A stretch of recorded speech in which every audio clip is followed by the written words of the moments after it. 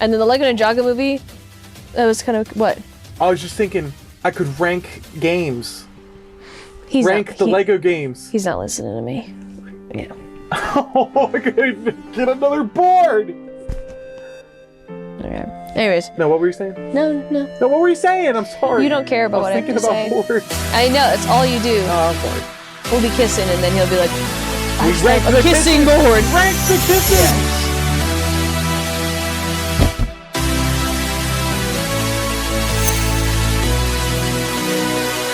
Welcome back to the Two Recliners Pod. Two Recliners, we are reclined. I am Drake. I'm Justice. And we are here today for another episode of Two Recliners. This is our third episode. Where we talk about random shit that don't match each other. Random shit. But it's all related to media, so. Entertainment. Exactly. Yes. We might talk about a Minecraft video eventually.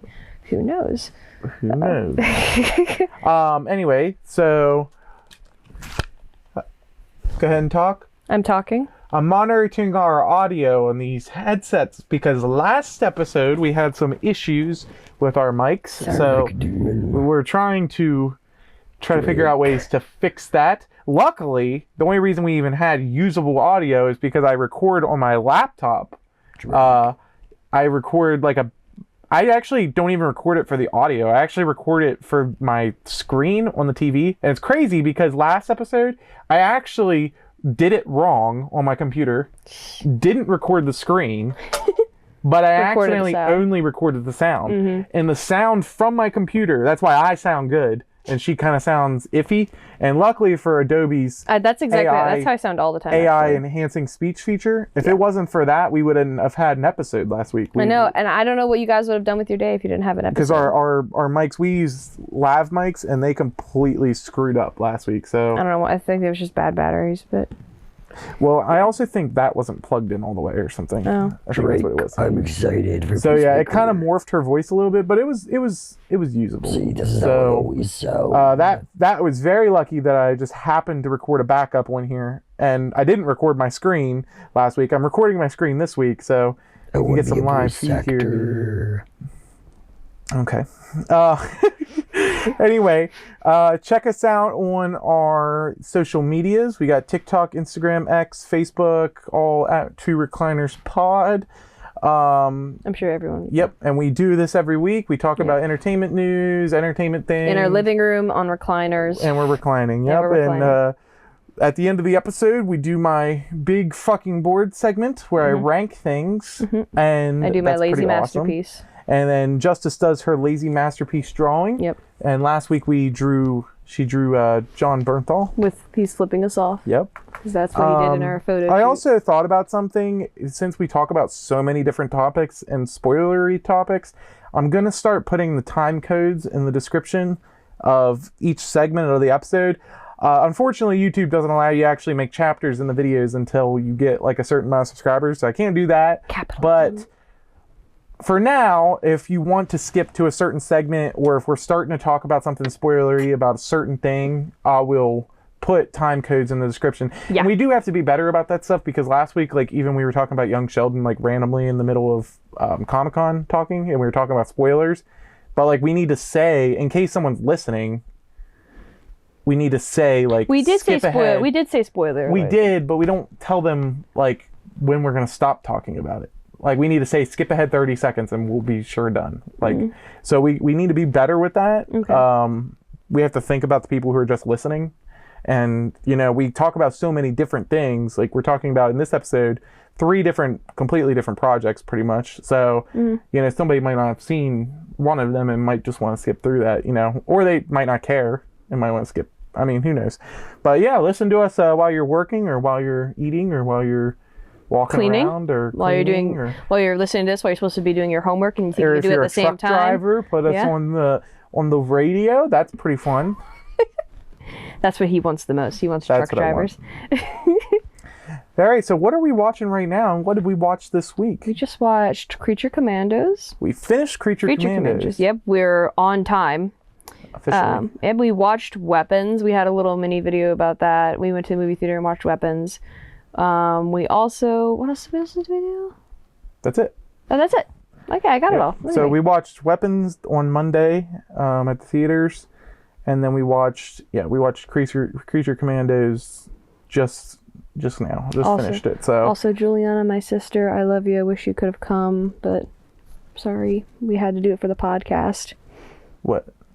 We watched Weapons. She wanted to watch Weapons with us. Okay. Sorry, Juliana. That's my sister. I love you. Biggest fan.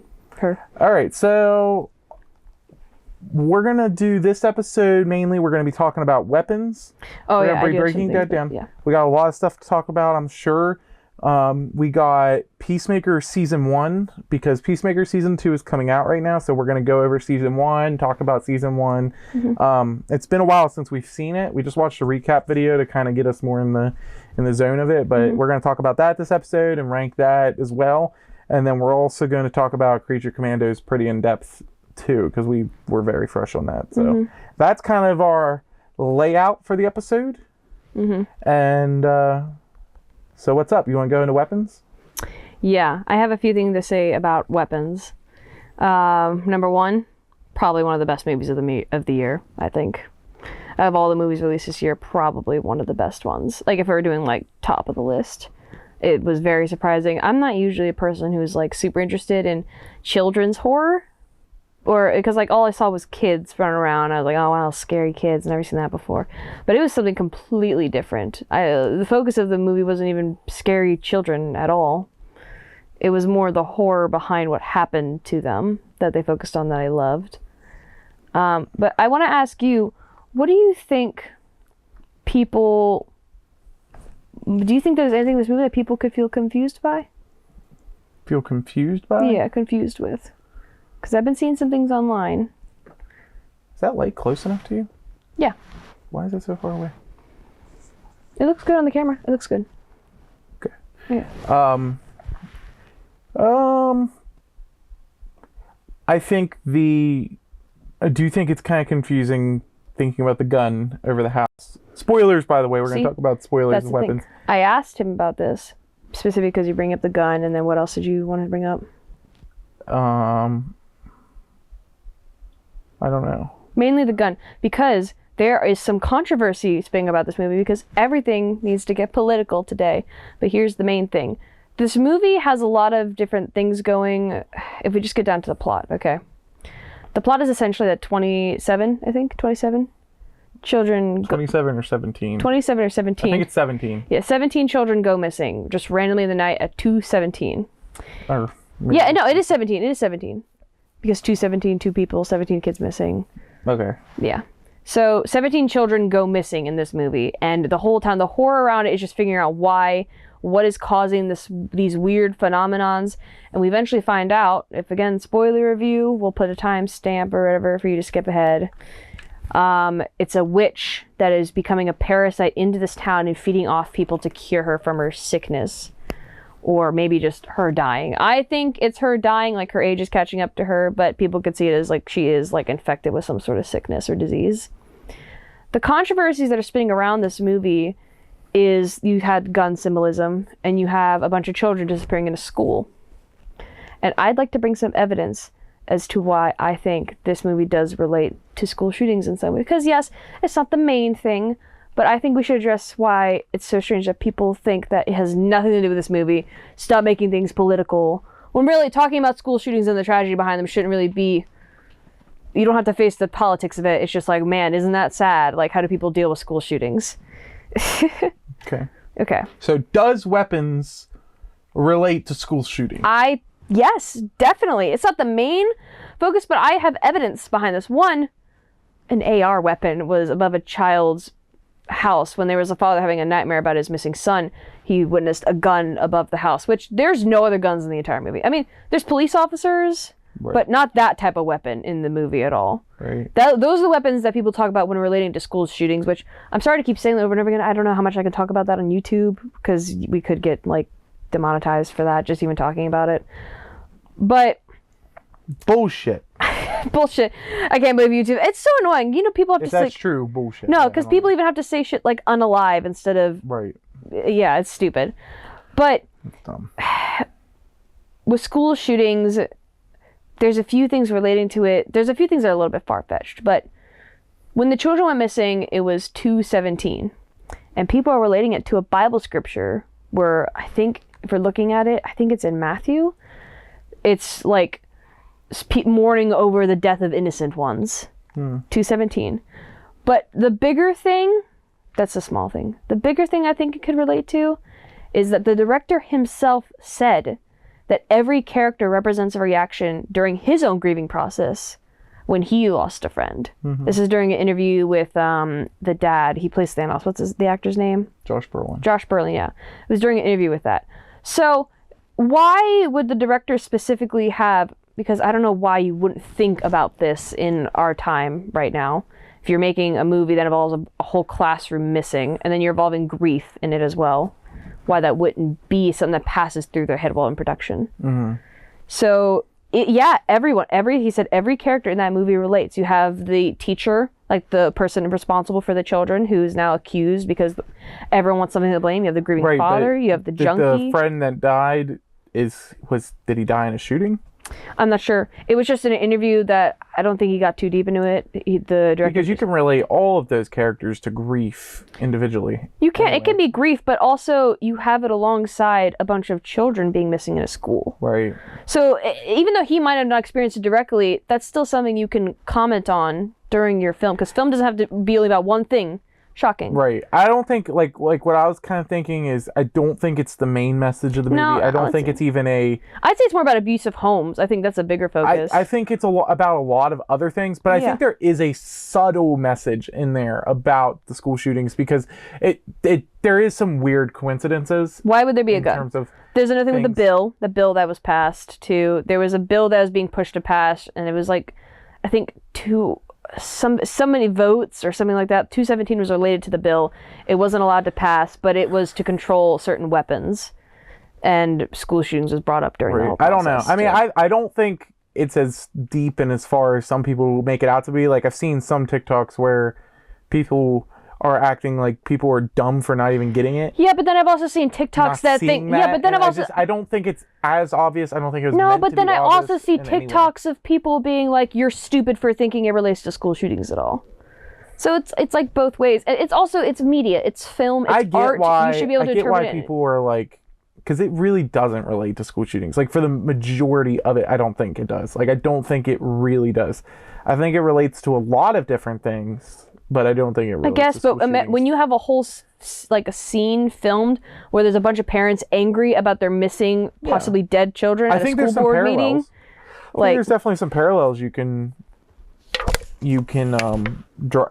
derive from it, and kind of pair it up with school shootings, and looking into the psychology of parents when they lose children like that. That is paralleling school shootings, but I don't think that's like the main message of the movie, because it doesn't really follow. It's there, but it doesn't follow all the way through the movie, so it doesn't really work. Another cool fact about that: apparently his friend died on the 7th of August, which is the same day that the movie was released to theaters.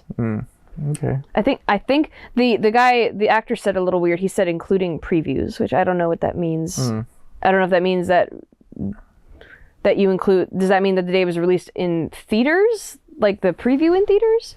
No.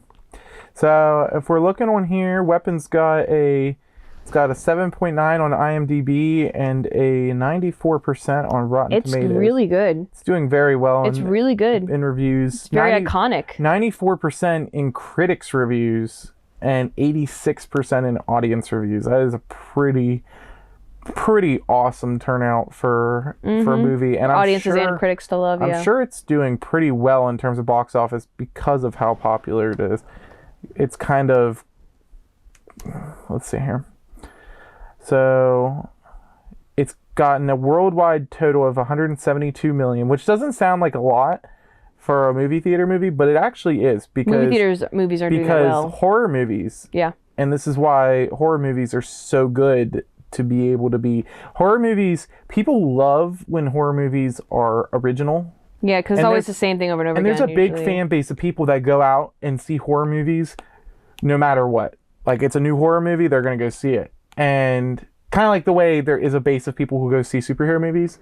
Yeah, it's like some But, people want to like- go to the movie theater to get scared. Like that's a good place to go to right. watch. It's a scary movie. But like in the theater. people don't always go out to every movie to see a love movie or see a love story movie or Maybe just see for a date or see something an like action that. movie or like Action movies are the hardest, I think, to Right. get people in theaters. because you have to convince them there's something else other than Yeah, because because at least with family, but you can bring people your actually enjoy going to the movies just to see a horror yeah, movie. because like with family, you can bring them to a kids movie. Or Right, a romantic movie, you can bring so- for a couple or a date. But on the other side of that, horror movies are one of the cheapest movies to make. And the easiest to write for some people.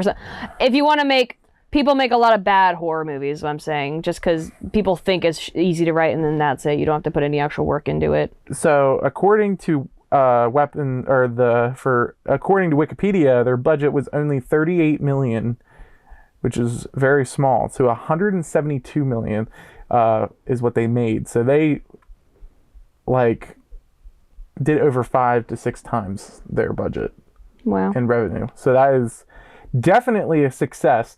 There's talks, obviously we've seen the talks about a sequel prequel idea. Yeah. So that there's That gets more. I think it's into Gladys, which is the witch right. antagonist of the movie Right. that lured all the children in there. Actually, there's some interesting things about her. Theorizing what the movie's going to be about, there's some evidence that she's been around for a long time. I saw somebody pointed out that, interesting enough, do you know what she meant when she was talking to the principal and said, the family can't come see you, because she comes into the principal's office and he wants to meet one of the children's parents. Little does he know that she invaded their home and has taken over their lives, essentially. Uh-huh. And can you guess what she means when she says they've come down with consumption? No. No. So apparently the term for tuberculosis was what they used to call consumption. Mm-hmm. And the earliest that you can go back to see that is in the 1700s. So that specifically was when the movie to be like, she's been around for a while. Whether like if I'm accurate or not, that is a really old term. So she's like a immortal kind of thing? Yeah, so I think this is why she's definitely a parasite too. There's a lot of parasite imagery in the movie. Even the teacher talks about being a parasite. What she does is that she feeds on people's energy and just slowly sucks their soul away until there's nothing left to keep herself living. Right. So she goes in this home with his parents, which I don't even know she's related to them or if she's like mess with their heads, because I also think she has psychic abilities too. I think she intentionally put dreams in there to mess with people, to like scare people away. And also I think she could even put in false memories into the parents, like giving them nightmares to think that they're related to them. Mm-hmm. Like she can mess with people's heads.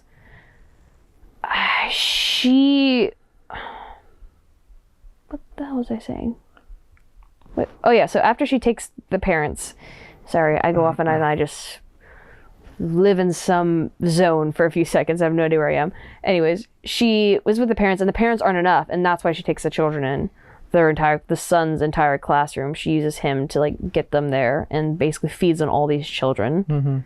Which is so oof. The horror behind it is thinking about something like that happening, just having some being control Right. you This movie, and be a parasite in your mind. Yeah, we talked about it we have a review in the car right after, so you guys should go watch that too, because that's more of a fresh review. Yeah. So we kind of remember stuff a little bit better in that review. Yeah. And that's why in the future when we watch stuff, if we don't do the podcast like right after, we're going to do a fresh review and upload that. Like Creature Commandos, we would have done that, but we finished it just like an hour ago. So like that's kind of where we try to line it up so the podcast comes right after, but that's not always going to happen. So for at least movies, especially new movies, that's pretty much always going to happen. We're going to have those parking lot reviews. But yeah, we went a little bit deeper in that. But yeah, in that video we said it's not really a horror movie because there was I think it's definitely a horror movie. It is okay. Yeah, it's a horror movie. It is, because Midsummer is a horror movie, but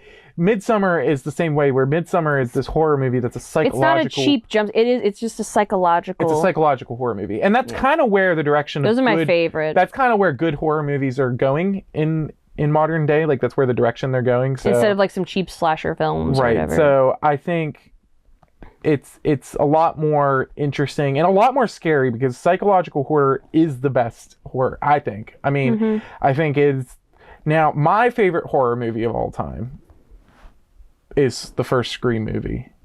That's your favorite? That is, I think. Is it the scariest one to you that you've seen? No, it's not scary to me. But I love that movie. Like, I think that's so funny. That movie's so good. Like, I love that movie. I think it's a perfectly made movie.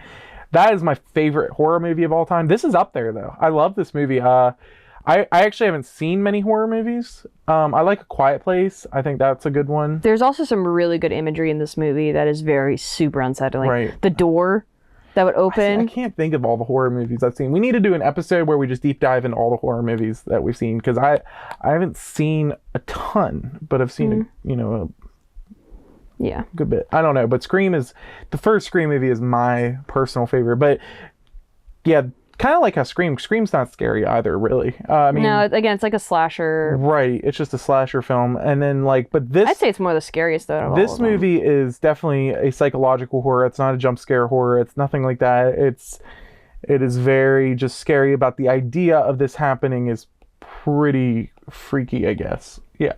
Yeah. Definitely. Also, but again, there is some. It's not just the concept. There's some scary imagery that they do in here. The acting that they had, even the iconic. It's a little silly, but the iconic run with their arms. Right. One, it's really good marketing, and also again, it makes it iconic. Everyone's gonna know when they see that pose. That's the Weapons movie. Mm-hmm. But it's like they're on strings. Right. Like they're just being like pulled towards this target because they're used as weapons in the movie. That's where that's another thing that people talk about school shootings too. The movie literally being called Weapons. But yeah. Yeah, it's really clever. Like, movies need to know this when they're creating their stories nowadays, is that you have to kind of have that grip of like a marketing tool or something that makes the movie stand out.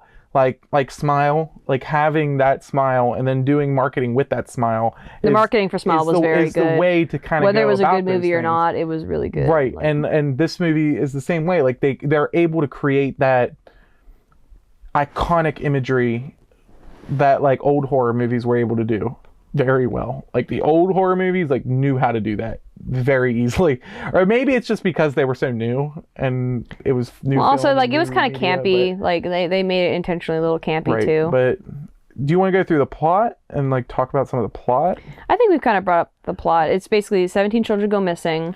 No one knows what's happened to them. Also, I think it's like this weird situation with the police. Just like the police suck in this town. Because somehow, let me not jump ahead. The children get disappeared and no one knows what happened to them. Everyone blames this teacher. And the way it plays out, it's like a book. Like they focus on the different characters, which is also, we should talk about that. I love the storyline with that. That's just all that that we can say is that it's like chapters in a book where they like retell parts of the stories through other people's point of view. Yeah, I love how it is told like a book. And I actually, when we got out, I was like, I felt like it was a book because to me, it felt like a boogie to story. Me, and this might just be one of my crazy opinions. I don't know. I feel like when movies are adapted from a book, you can like tell because it's written in ways like when people write a movie to write a movie, they write it in like the ways that movies will work and cliches in movies and just the way movies and the structure of them work in movies.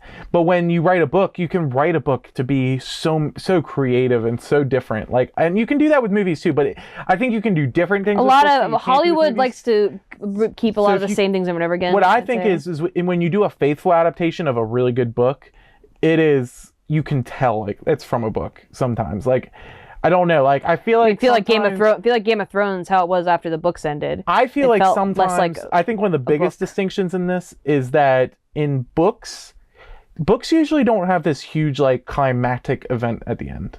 I feel like in books a lot of time the climax comes from the characters and like their experiences and what happens between them. But I feel like a lot of movies, there has to be this like big event that happens at the end that it builds up to. I think Marvel kind of made that a staple. And I think it's done by Marvel, but it's also, it kind of just perpetrated between culture and media and all that. And like movies just have to end in this big thing almost. But I feel like when it's adapted from a book, you can tell because books don't need that. They care about their characters and they care about them coming together because a punchy action scene or a wildly spectacular looking event does not matter to a book. What matters in a book is the characters you're following, and that's purely what matters in a book. Like, so I feel like that is like the case. And like there's some books that it merges really well, like Harry Potter, like it's very well translated to film. But there's also some books, I can't even think of any though. Like I don't know. I can't think of any.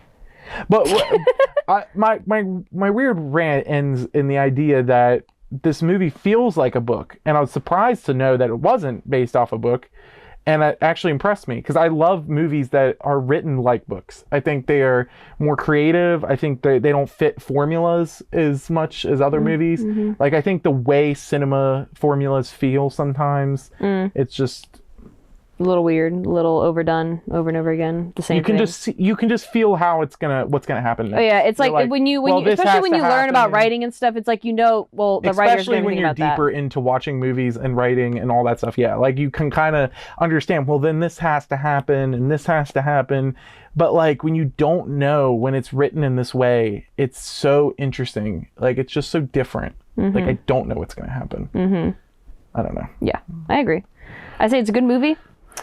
It is a good movie. I think there's a lot of cool things about it. Do you want to break down some of the characters, or like, so we got directing? Well, here. only if you want to. We got to cover all topics. We might have to move on soon. Well, we'll if you're okay with that. So directing, we'll go through some different things. How's the directing in the this? directing? I think it's apparently people were surprised because this director. If you look it up real quick, look at the other stuff he's directed. From if I'm remembering correctly, I remember someone being like, the guy that made that made this.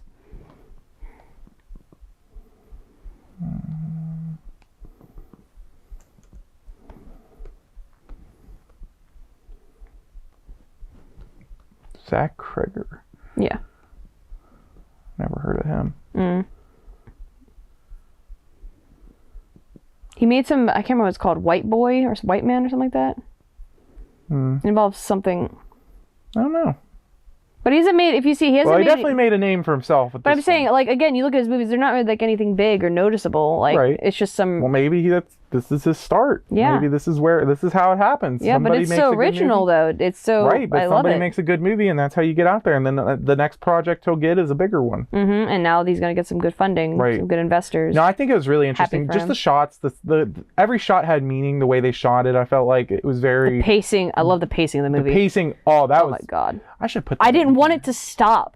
Like it was a movie where I'm like, I don't want this movie to end. I just wanted it to keep going. I will say the pacing was very well done. It's one of the best paced movies I've seen. Because sometimes movies just feel like there's just a part in it that just bogs it down. You're going, I felt this movie, the way they paced it, especially one of the coolest choices they made was Gladys, the villain. They didn't bring her in until like no, they didn't reveal her in the trailers. Really, there. And that was really admirable to me too. Is after we found out apparently she wasn't in the trailers, so that was really cool too. And I think that was a great choice by the creators because things are in the trailers way too much nowadays. Yeah, and also I think honestly it could have made people war away because it's like, oh, it's a weird witch lady. Right. Like, but I love the mystery there drew people in. I feel like it's like it was almost the first like hour and 15 minutes. She wasn't really in it, other than like the vision she showed up in randomly, like in the background. But she didn't like walk into that She walked into that principal's office, and that's when she walked into there. It was like, oh, who's we this? saw her first. Like, we met all the characters, and now this. We saw her first in the nightmares. We saw her first in the nightmares. That's what I'm saying. Yeah. And then I think she was in the woods with the Jason, the junkie. Yes. Yeah, he saw her too. Yeah. But it's so But I love the way that the plot is constructed, the way it's told. I think it's so unique. I love when movies do something different. So, in terms of the writing, I thought the writing was pretty good. What was the one thing I had? The one issue I had about this movie. Remember. The issue I had about this movie was that it ended. That's how I felt. But my biggest issue about this movie was I didn't understand how the villain's motives actually. Like I didn't feel like the villain was that smart. Well, no, I definitely understood her motives. She was dying. Not motives. No, I don't feel like the villain was that smart. I did say, I was like, do you really think that people weren't going to notice that all these children were missing? And then... Yeah, so my hot take of this movie is that the villain, Gladys... I love that you phrase it as a hot take. Is not that smart. And I think she's lived I wish she centuries was and has smarter. overestimated her abilities. I wish she was smarter, because how did she imagine to take all these kids from this classroom and get away with it somehow? And honestly, she was doing pretty well, and she really wasn't safeguarding herself enough. That's what I'm saying. People I've seen people say that maybe like, she manipulated the minds of the police too, because you think about one of the most iconic movies is It. This psychic creature was able to manipulate the town to not care about the children missing, which is like a big, huge movie, and that's just like a thing on the side that the monster did. So she could have, because in the movie, so this is why it felt like, it's like, how did they not know? In the movie, the father looks at the security footage, sees her going in a straight line, and maps where they met, both people on opposite side of the towns where these two children would cross. He figured that out in a couple days.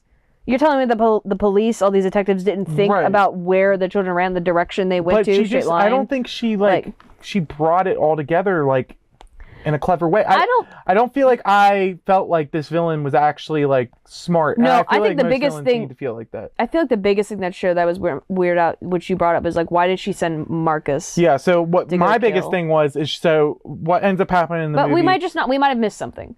Maybe, So, but maybe it made me tell us. But the biggest part where I noticed this was Justine, the teacher, was going after her, trying to figure out all this stuff. She was digging in all this stuff. And at this point in the movie, Gladys had already stolen her hair to be able to manipulate her, control her. She has her hair at the house. She knows she's following her. So she ends up getting this principal at the point, and she ties his stuff around the stick, and she ties what's her name's hair around the stick because she's digging into her too much, and then she sets the principal after her to go kill her. Her goal doing that was for her to get killed. She wanted her killed so she'd be off her radar. Mm-hmm. My question is for one, why send out this zombie man to go attack this person for no reason, really? There's really no reason to do it. Well, it's also to keep the principal off her back, I think. Right, but my biggest thing about this is... Which I guess that maybe is why she sent him. Is in the beginning of the movie, or at one point with the parents, when she's sitting at the table with the parents, she's able to control them to just kill themselves, like stab their faces with a fork. She's able to do that. She can control someone to just literally kill themselves. So my question is she has this girl's hair, she wants her dead, so she sends this principal after her to make this public spectacle that could possibly drag more attention to the whole thing. Like, why is there this zombie man who is missiling around town to kill this woman? Which, by the way, I do love how creepy. I love how creepy that is to have a human. Will see. Yeah, I love how creepy it is to have like a human just like bullet towards somebody without stopping. It's cool, but and the makeup on his face is also awesome. Why didn't she just kill her? That's like the biggest plot hole to me, is why didn't she just kill Justine? But again, maybe if you guys know, if there's some part of the movie we missed. I don't understand that. Why wouldn't she? And that's what makes me feel like she's not that smart of a villain, and I think she should have been written to be more smart, because I wish if it was revealed at the end that there was this big plan, that she had this plan for all these kids. No, eventually she was just like, we're leaving. Right. She was just like, we did the kids thing and now I'm leaving. Like, maybe it was just to recharge her power. Maybe she just goes from house to house in different towns and does this to people to get her life back and be a parasite. That is, I think that's definitely what it, that's more obvious. Her motives are more obvious, like with her. But I just feel like if she didn't want to get uncovered, which she was very concerned about, that she did not want to be found. She made sure the boy didn't say anything. Yeah, which, by the way, to comment on that too, why would she drag that much attention to herself? I wanted to say also a good comment thing on this movie. I think this movie definitely was commenting on abusive homes too. And I think they did a good job with that. With having a relative come in, a distant relative that he doesn't know, doing something awful, and then telling him, don't tell anybody about this. And having a child, like, you see how he is in school too, and how other adults see him. I think it's a good thing to also talk about how, like, we don't have the resources today to learn more about children who are acting like that. People aren't taught enough to deal with children that are acting like that. So it's just another thing that the movie touches on too, that's also like heartbreaking and just makes it feel like so like you're like angry. You're like, what? I want someone to help this child. Like, can someone fix this, please? Like, why is no one paying attention to what's going on there? Like, all the windows are blocked out. No one's checked on him after his whole class went missing. They just like moved on. completely from it. One of the other things is that the drug addict character, he breaks into this house randomly. That was another thing that was awesome. No, he's not. He knew that it was empty, or he saw it as empty, because the windows are boarded up, no one's answering. Like, he's probably seen that there's been no one there for a while. Like, there was a bunch of newspapers on the driveway, too, which means they weren't there. So we thought I could just go in there, steal something real quick, and then leave. Yeah, our main characters was Justine, the teacher, Gladys, Archer, the dad. We had the principal, Marcus, the drug addict, James. Oh, I love Marcus. And then poor Marcus and his Paul. This poor couple. And the child. I think his name's Alex or something. I don't know. Yeah. So, I thought all the main characters were pretty good. I think they were all very different and well fleshed out for the most part. Like, for a horror movie, because sometimes in horror movies people just die to die, and like that's it. They were just there to die. Yeah. And like I feel like everybody got something to them before they died. Definitely the principal was very innocent and should not have gotten touched. No, his boyfriend. Yeah. Him and his poor boyfriend were just sitting with matching Walt Disney Mickey Mouse shirts, and they were just trying to watch their little documentary with their charcuterie cheese and like snack board. And then Gladys comes to their house, and because she wants to turn him into a zombie, a weapon, she manipulates him to come and be like, I need water. And the boyfriend is like, come in, I'll give you some water, help this poor woman. And then she just makes him bash his head in and leave. It's just so sad. That was pretty sad. They were so happy. In terms of let me think. Yeah, I liked myself. I mean, the performances were all pretty good. I thought they were pretty interesting. We had some big actors in this movie. We had Josh Brolin and what is her name? God. What is her name? I don't know. Julia Garner. She plays the Silver Surfer in Fantastic Four. And then Wong was the principal. Yeah. So unfortunately, I can't believe in the other universe that he tried to run away. Unfortunately, he is dead. So sad. Okay, we definitely probably got to move on from this topic. So, overall, very good. Weapons is... Would you put it in your big fucking board, or are you going to do that near the end? We'll do that at the end. Okay. Okay, so we do got to move on. This next thing... So next we're going to go into Peacemaker, Season 1. We have not seen Season 2, Episode 1 yet. We are going to watch it tonight. It came out yesterday, but we want to watch it tonight. Yep. We're behind because our camera charger broke and everything's behind. It's so sad. Yeah. Anyway, we're going into Peacemaker Season 1. Yeah. So no more weapons. All right. So Peacemaker Season 1 follows... Peacemaker Season 1 follows Peacemaker, his little group of friends, as they kind of get closer together. Peacemaker was this character from the Suicide Squad who kills women and children no matter at what cost. For peace. Quote unquote. And in this show, after he kills Rick Flag, he goes through this like emotional crisis. Is my phone still recording? Yeah. Okay. After he goes through this like emotional crisis, he starts kind of like doubting himself and doubting his motives and doubting his whole persona, and then we get to know his dad. We get to kind of get this group of friends that get together, which James Gunn is best at, is taking these random group of people and putting them together and making them this likable team, of course. So that's kind of what this season follows, is all of that. Peacemaker in the end going against his original motives to save the world. When the butterflies eventually tell him that they're trying to save the world from climate change and they're killing all these people because it's better, because in the end it's going to save the world and save all these people, and so it's going to create peace, and he's like, no, and then not this time. Do you think that was the right choice? Should he have let the butterflies kill the world? James Gunn actually revealed that at a point in the writing process he considered having Peacemaker. He didn't know what choice Peacemaker was going to make in that decision. I would hope that after writing a whole season of him learning about being close to people and regretting what he did in Suicide Squad, I would hope that he would overcome that and choose to instead...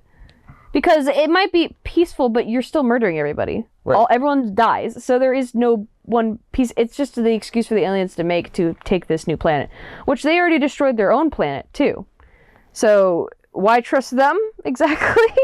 Right. I don't know. It's just an excuse to have a mind controlling. Yeah.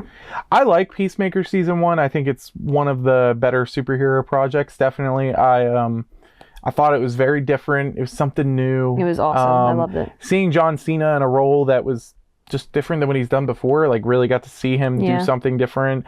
All the characters were so well done in the show. What was your favorite character out of this show? We got Peacemaker. It's been so long since I've seen it. I had to watch a recap. I had to watch a recap on it. I'd say my favorite... Peacemaker... Well, let me read you all the characters. Peacemaker, we got Vigilante, we got Adebayo, that's the... what's her name's daughter? Amanda Waller's daughter. Yeah. And she becomes friends with Peacemaker.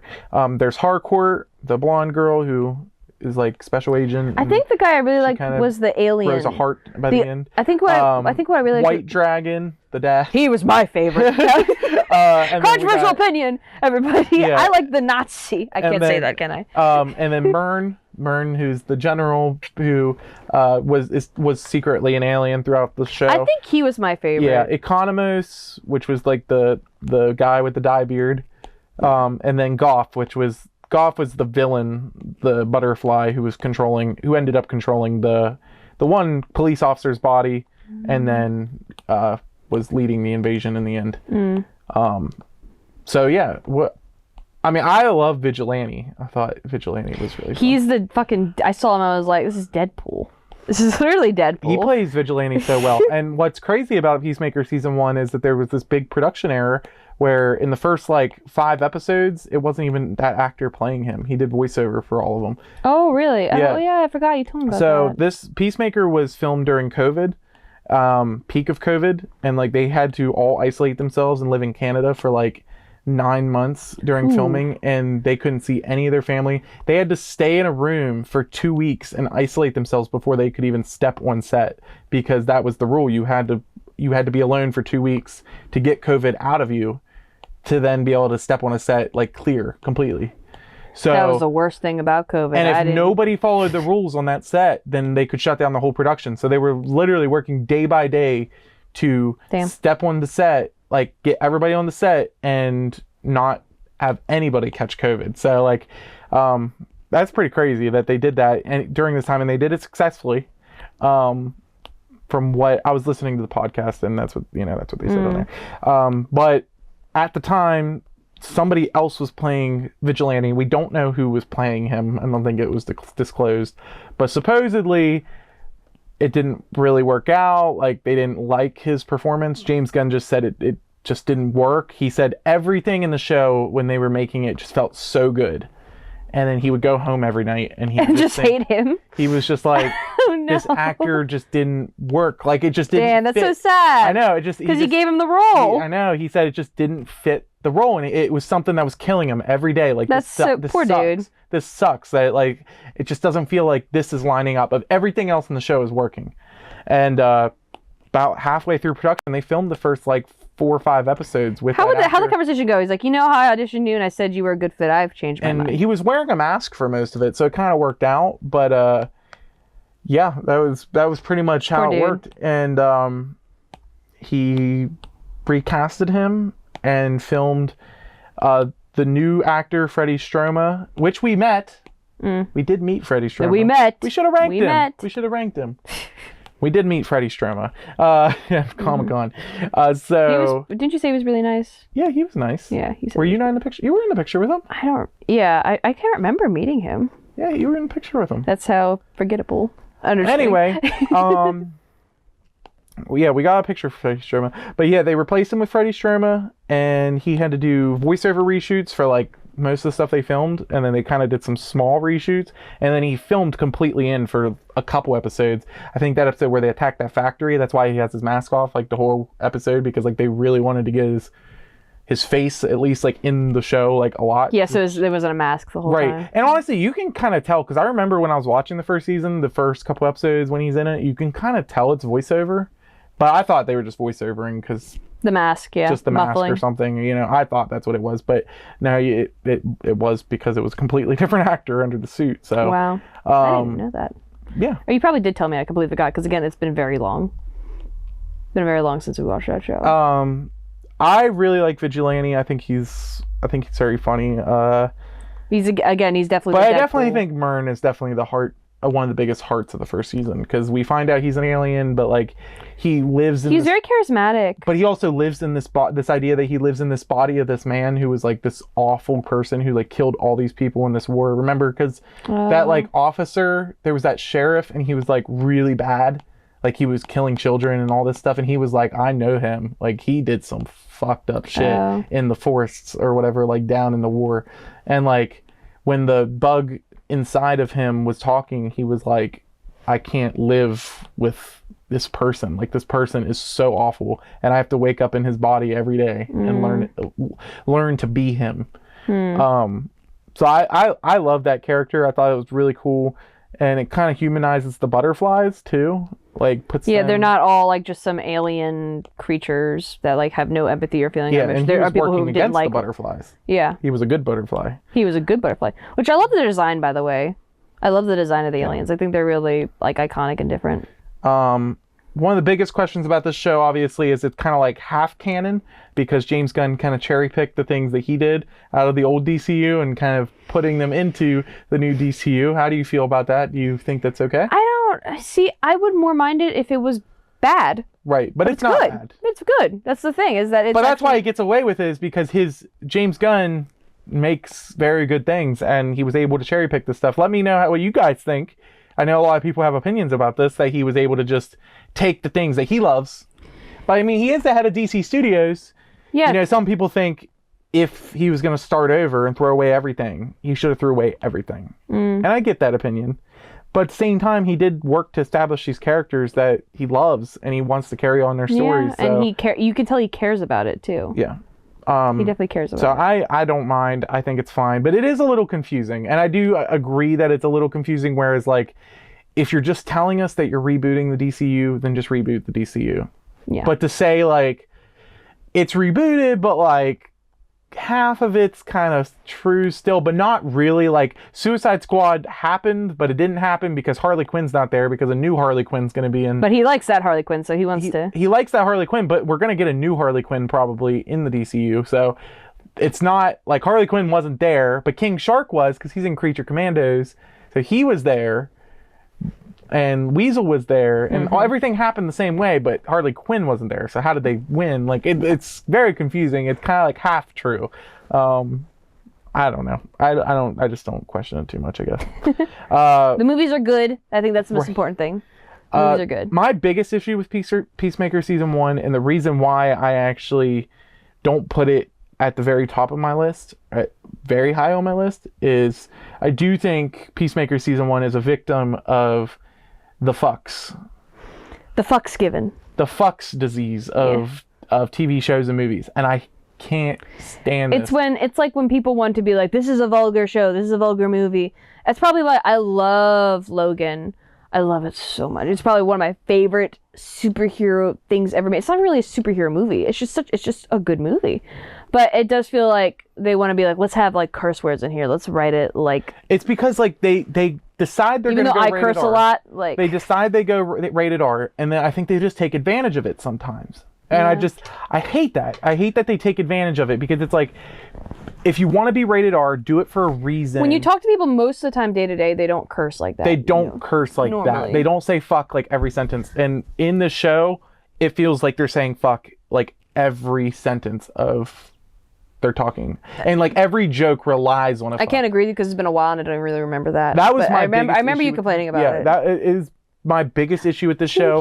It's my biggest issue with a lot of rated R movies, media and stuff. And I think obviously a lot of them do it well.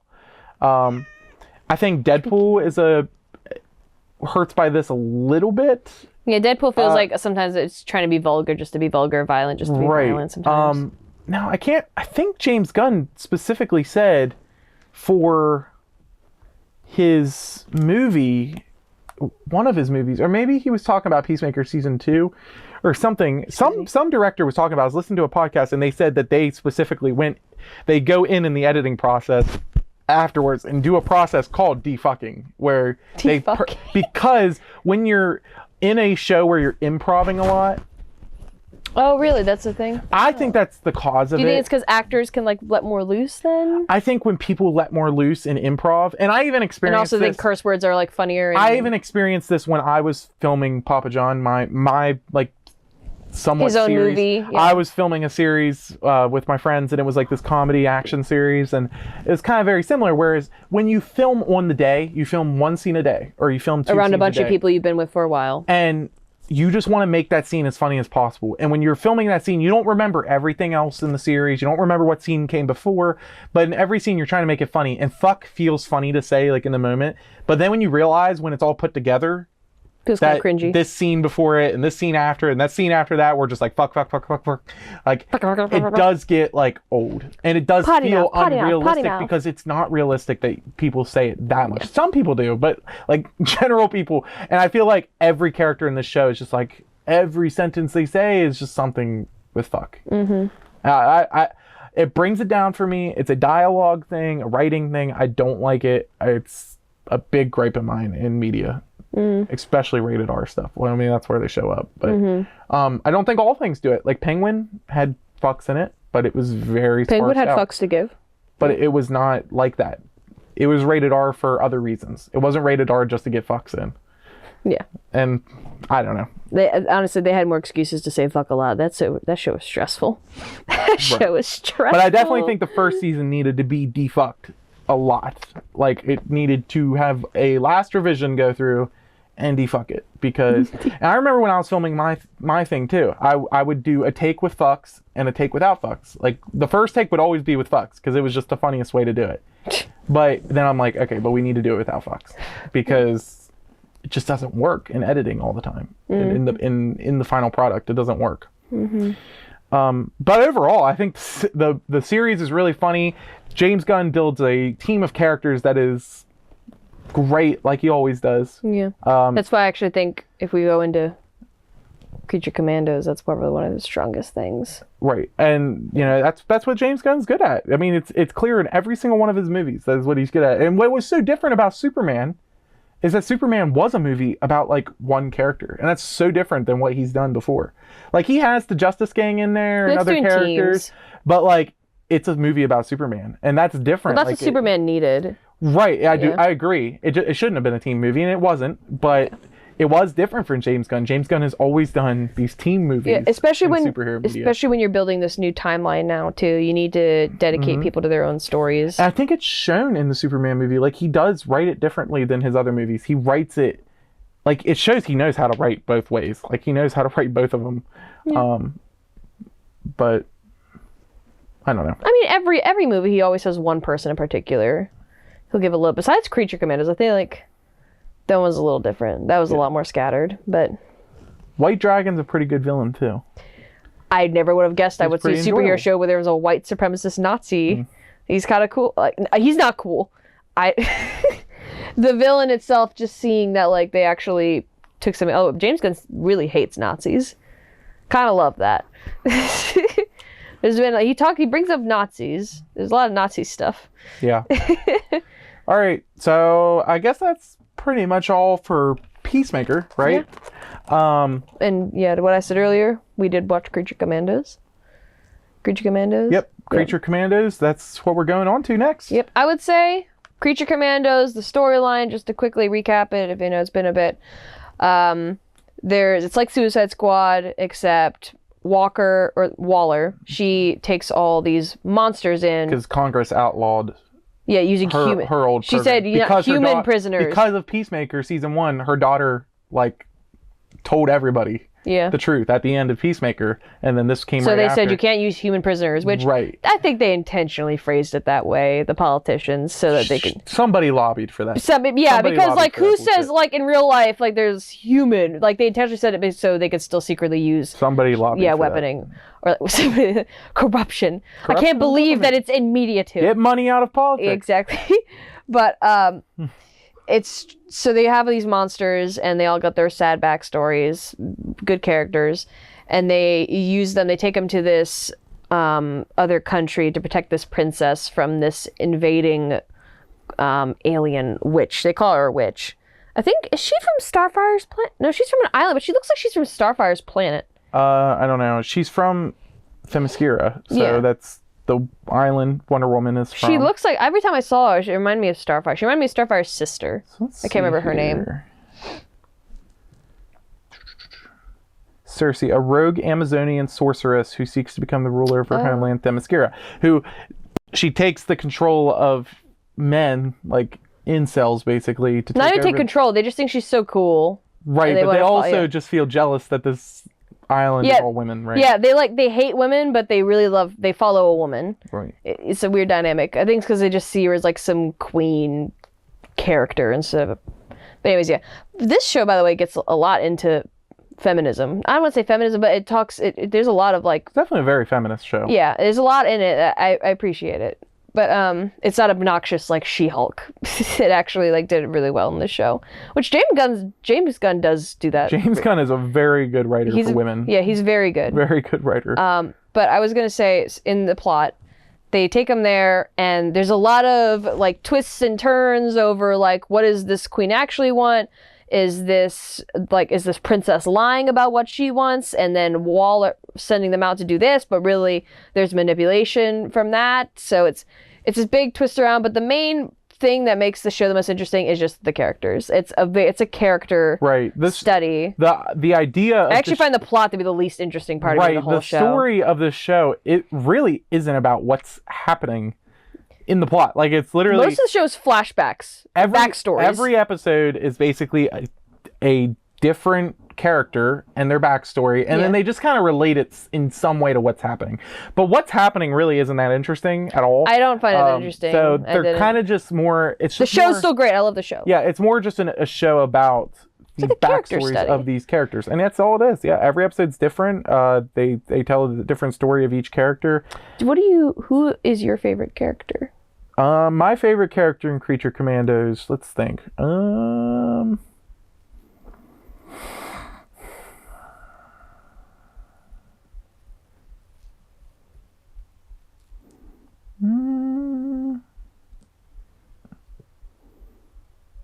don't know. I love the Bride.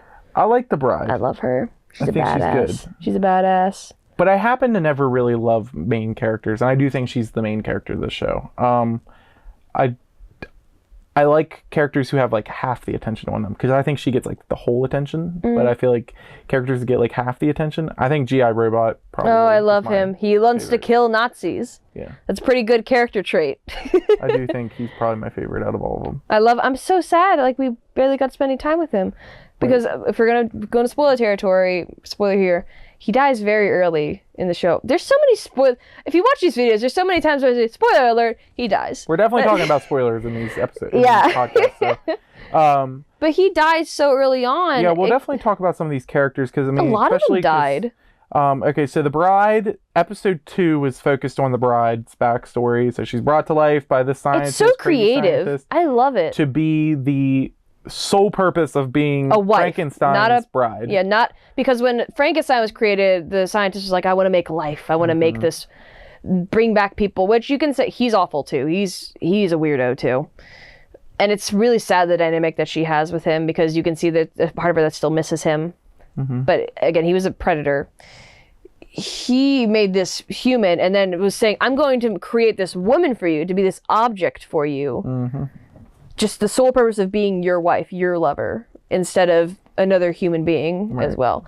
And we definitely know that's how he sees her too, because eventually it leads into him having sex with her as well. It's weird. He's technically their dad's, and he does it right in front of Frankenstein, which he is already mentally screwed up too. I don't know what happened with him. He becomes a creepy ass stalker. There is a part of me that feels bad because he came in this world and there's no one else like him, but she also came into this world where there's no one else like her, and she suffered some terrible things, and she doesn't become a creepy stalker at all and become obsessive with anybody. She just tries to go out and live her life, mainly. Really. She has this hatred for humans, the arc in here. Her arc, I think, is she does come to finally find friends. She opens herself up. But her arc, by the end of it, is that she's like, I didn't trust humans, and now I really hate humans. Really, really hate them. Is kind of the ending. She's like, I'm not killing this more spoilers. It turns out in the end the princess was manipulating a lot of stuff in the background, which is kind of obvious. Right. But by the end of it, she's like, I'm not killing you to save the world or to protect America. She's like, I'm just killing you because you killed my friend. I hate you. Bye-bye.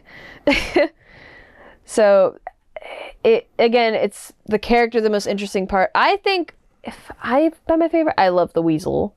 I love Weasel. I love him because he's not super interesting, but I love him for the fact that he appeared in Suicide Squad as more of a gag character, which I don't know if James Gunn had this plan the whole time. He became this gag character, and where everyone's like, this weird creature thing that does nothing but kind of scream and can't swim and drowns, is actually a really loving thing that was framed and trying to save school children. And is actually like a sympathetic, lovable character, which he's a lot easier to love in this show, not only because he gave him a backstory, but he looks way less disgusting than the live action rendition of him. But I love that twist. I accidentally spoiled it to him because I remember seeing that like forever ago, the clip of him saving the children. Yeah, we watched the Suicide Squad movie again. And I turned, I was like, isn't it so funny that he actually didn't kill those kids? Yeah, and I was like... he was like, what? Okay. I actually didn't know anything about this show, so I was... No, you spoiled but that I for couldn't me. remember. I didn't remember it was from Command. I just remember seeing something that I just remembered. I knew that. And I thought it was a post-credit scene to Suicide. I thought it was going to be a post-credit scene, or not post, but you know what I mean, an end credit scene that I just completely forgot about. I'm sorry. Yeah.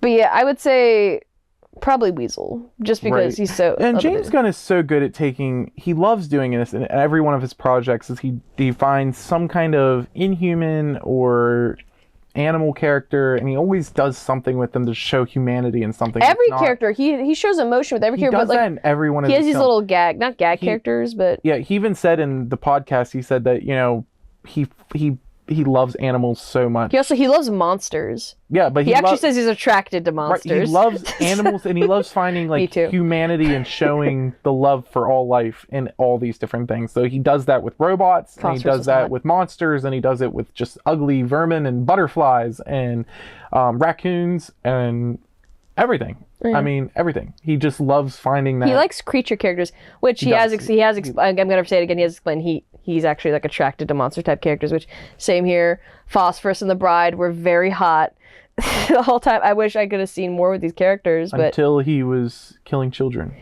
Yeah, that made him a little less hot. But then he didn't kill that child in that one scene. Okay, so Justice, we'll play a little game, I guess. Okay. Who's hotter? Okay. Okay. Let's do a bracket. Okay. Okay. Cersei or the princess?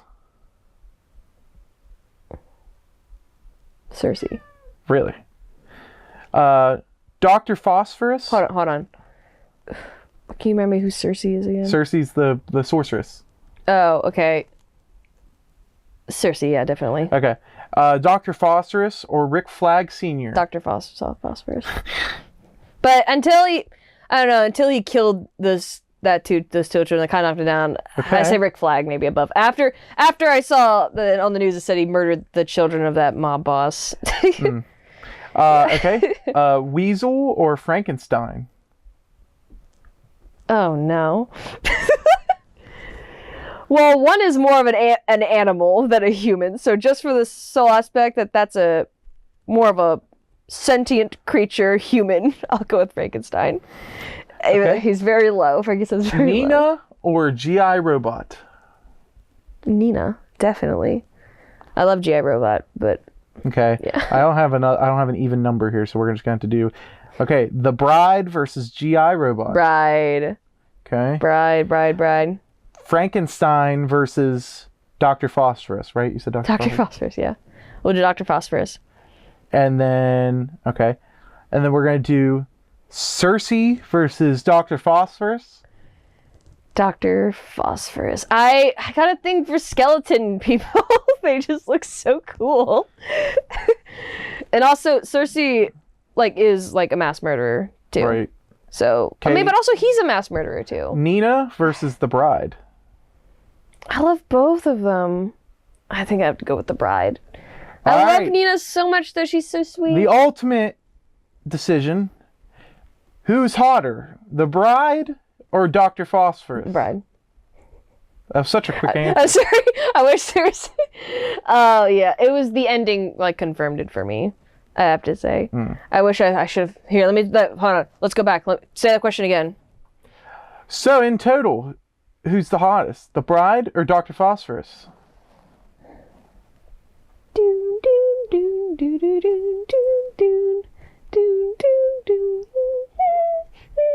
I'm gonna have to go with the Bride. I thought long and hard about it. That's amazing. Sorry, I just kept thinking of her whipping her jacket off and beating the shit out of women beaters and rapers. Is that still recording? Yeah. Okay. Yeah, I just thought about that scene where she killed those men, and yeah. Okay, so something we brought up. Well, one quick thing I wanted to say is there's this interesting Rapists, not rapers. animation choice in this show that in TVs and phones they use real images of people. I've never seen that before. I love that. It's cool. Oh no, I like it too. But very I interesting. thought it was just interesting thing for them to put in there, like an interesting. It was on phones too. I remember style seeing in the TV. Remember the woman had a phone background, and it was like what? It was an actor. What the hell is his name? Yeah, that was I don't know where it was. Was it Zac Efron? I think I'm not somebody. sure. I can't remember. I was just like, oh my god, what? That was the first time it happened. And it was this random and then Russian babushka woman living in a cottage across this castle. And then the Clayface just turns on like his Xbox, and he's just playing like Xbox, and it's like the normal Xbox like logo game. After he everything. feeds the cat. He's just playing like. Which, by the way, I love that he insults the cat and he's this evil monster, but he does feed the cat. He doesn't let it starve. Idiot, stupid. Anyway, okay, so we got. Oh, one of the things that you were asking. So, you want to ask your question? This one. Hold on, I'll highlight it up there. See it? Oh, do you think that? Well, you kind of brought it up earlier. Do you think James Gunn kind of puts himself too much into? Like, insert what he wants into show and TV, what he thinks is best. And also, like, even, I've never really seen, by the way, I'm not, just because I'm asking this doesn't mean I think that, but I'm just curious. This is an opinion people have, so it's okay. Do you think, because, like, even in the intro for Creature Commandos, I've never seen a writer, he's animated himself.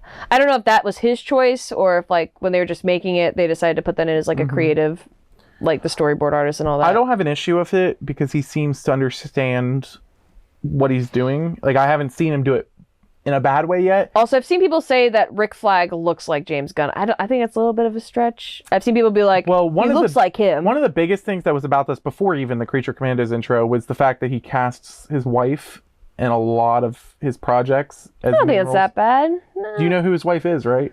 I can't remember. She's Harcourt in Peacemaker, the blonde-haired girl. She's like a main... Well, didn't Tim Burton do that with his wife? But she was also in Guardians of the Galaxy. Yeah, but Tim Burton did that with his wife. I don't have a problem with it. I think that was Tim Burton's wife, wasn't it? There was this big like campaign against James Gunn, like, you put your wife in all these movies, and your brother, his brother too, is in all his stuff too, Sean Gunn. You know, it's kind of, you can be around with your loved one more. Right, but the thing, the difference of this is and she's a good actress. Yeah, she's a good actress, and he's a good actor, and he's a good voice actor, and they both like contribute obviously very creatively to this stuff. Like, even if you listen to the podcast, like, his wife knows just as much about his projects, if not more, than he does. Like, she is deep into this stuff. Like, I can understand. She's not just like a wife on set who's doing it for a job. Like, she loves doing this stuff. Like, she loves it. I can understand people are fresh, because I feel like some people would be like, just adapt the comics, adapt the story, adapt the characters, and stop putting your own twist. I shouldn't just say her name. Because I do feel like sometimes he can get a little goofy sometimes. Jennifer Holland. I do agree that sometimes he can get a little goofy. That's like his staple. He's a very goofy type of storyteller. He knows how to do his emotional beats. He knows when it's time to get serious. But sometimes some people would like a movie that's more like the Batman, like more grounded. But people are afraid that whatever James Gunn is going to touch, it's going to be silly, like Guardians of the Galaxy or anything of the sort like that. Like, it's going to be a little bit too zany. But I feel like comic books are kind of I think goofy. James Gunn rides the line pretty well. I think he can make some pretty dark and crap. Funny moments make you like characters more, like, too. He makes dark stuff in Creature Commandos, in Peacemaker. He can make very dark stuff. and then also bring it back and make it funny or do something. Like, he knows where to ride the line. Even Superman is a hopeful story, and there's really not anything dark in that story, but he knows how to write a story that is just almost pure hope, but still has that balance there. There was some, the only moment I thought he knows how to write a story so dark, like Creature Commandos and Suicide Squad, and be able to write them and do them in good ways. But it all comes down to the characters. He knows how to write characters. The only thing I think I thought was a little bit like, I was like, that doesn't need to be necessary, is when Superman was having that moment with what's her name? I'm going blank right now. What's her name? Lois Lane? Lois Lane, yeah. I don't know how I forgot that. When he's having this moment with her, and you see in the background that like the Fantastic or the Justice Gang are like beating up that alien, like in the background comedically. I understand it's a little bit, but like you could argue too that that's kind of like world building. It's showing like what casual things happen there all the time, that they just go out and handle stuff. So it's kind of world building too. So it's not completely necessary. I've seen people say that wasn't necessary to have there, and I can see it a little bit, because like you're trying to have this emotional moment and you see this distracting, because I was laughing during that scene. Right. Instead of like thinking more about the moment. But yeah. I think he does a pretty good job. Weasel, G.I. Robot, Dr. Phosphorus. G.I. Robot's so sad. I love him, but he's very sad. When you really think about the core of his character, he was designed like, this is your weapon, which always, we don't even know where he came from. That's still a mystery too.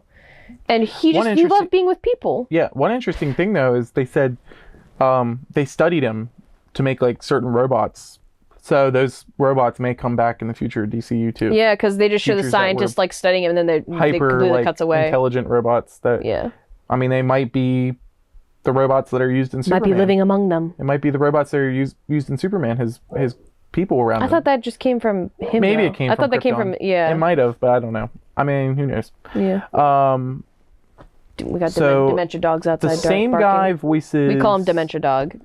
He looks like he has no idea where he is at all times. He's barking right now. So the same guy who voices Dr. Phosphorus is the same guy who voices Clayface. Great voice acting too. I love voice acting. So good that what's his name who plays Frankenstein? I'm terrible. David Harbour. David Harbour. You can't even tell it's him. No, and he did really good. He has a very specific voice too, and he plays that character in such a good way where it doesn't just sound like David That's Harbour. What real voice acting is when you can't hear an actor in a voice box. Right, because I feel like that's how it feels. Like with, you can barely imagine them in a voice box. I feel like that's how it feels like with what's his name, the eyeball guy from Invincible. His laugh. Oh, Seth Rogen. Seth Rogen, yeah. Yeah. So I think that's how he feels. Anytime he's in a role, it's like, it's Seth Rogen. Yeah. I don't know, like it just doesn't. I can't separate reality from animation. The only instances. That's how Chris Pratt used to be the example in like the Lego movie, but then after that people noticed him a lot more. That's why he was cast in so many roles after, is because in the Lego movie he was so successful and he got like I'm trying to think of another one. I think he got awards. What's another recent one? It was very good voice acting. What was some of the other recent animated movies? Jack Black's very noticeable. He did good with Bowser, though. He did a pretty good job with Bowser. No, I don't think that was. But he's very noticeable. Actually, no. Jack Black's a great voice actor. He does Pan. I don't think the problem is that if you're noticeable, because as soon as Frankenstein started talking, I was like, "That's David Harbour." Like I didn't notice. I noticed it was David Harbour, but I didn't notice at all. There's a line where it's like, I cannot stop hearing David Harbour because it just sounds like David Harbour. Yeah. Because like, but there's a point where it's like. Oh, Patrick Warburton. No, he's pretty good because I don't know his name enough. He's not known enough as. He's very okay. The audience here watching this, he's known. He plays the boyfriend from B Movie.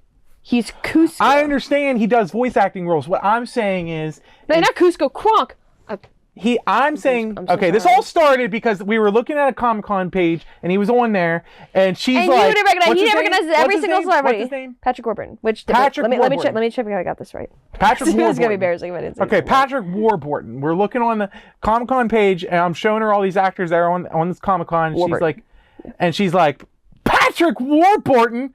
By the way, we scrolled past like Kingpin and Daredevil. I don't know why he's at the bottom. He was at the bottom of the page, and she's like, Patrick Warburton, and I'm like, who's that? And she's like one of the biggest voice actors like ever. Not big. He's super well known and very iconic in his voice, like very recognizable. And by the way, just to clarify, I was only outraged, and I kind of stuck it in his face a little bit, because he gets on me all the time for not recognizing people. And he loves showing off that he can remember all these names. Like, I just couldn't remember Lois Lane earlier. Okay? He's like, I know all these celebrities. And for him to not know Patrick Warburton was, like, shocking to me. Okay, I get it. He does play some big roles, but, like, he's not big enough for, like... It's not about him being a huge actor. It's that he is so recognizable. His voice. But I don't know his name. He's a very recognizable person. But I don't know his name. Like, it's not a... Why is Joker Knight so difficult? I just think he's not as famous as you think he is. Yo. All right, whatever. What are we gonna... Patrick Warburton. Is that his name? You made me so angry. You made me spill soda on myself. Patrick Warburton is... You don't say overrated. Overrated. Okay. We're clip farming now. Ow! What the... Ow! Shut up! That ended. Oh! That was empty. It was empty, and I threw it from like 3 feet away. You damn near got him on my board. If you would have got Sprite on my boards, we would have had a problem. The house would have burned down. Anyway. Clayface, though, for one, supposedly this is the same Clayface that is going to be in a movie. Sticky soda on me. There's a Clayface movie that is a horror movie coming out. I don't really know anything about Clayface. In the DC Studios. I thought it was just like some random. I thought it was just like some brute. Like, I'm a monster guy. So it's weird. But we saw him be like a creep in this movie. Right. So I don't know. Now I don't know when this show was made. Or in the show, he was a creep in the show. Like, he's a weirdo. I wonder if they knew they were going to make this movie when the show was made. So I don't know. I don't know if he's dead. If this movie's just going to be a prequel and that's it, or like there's more to him. Maybe. I'm sure Clayface can survive that. Like, he can come back together. He's literally made of clay, and he just can come back together, right? But this movie, Clayface, is described. We gotta hurry. Yeah, we're getting there. We got a dinner at 9. We're very important. We have friends. So Clayface is supposedly going to be a movie, and he's being played by the same guy who voiced him, I think. Because James Gunn... Oh, no, he's not. Tom Rhys Harris. I think that's... Tom Rhys Harris.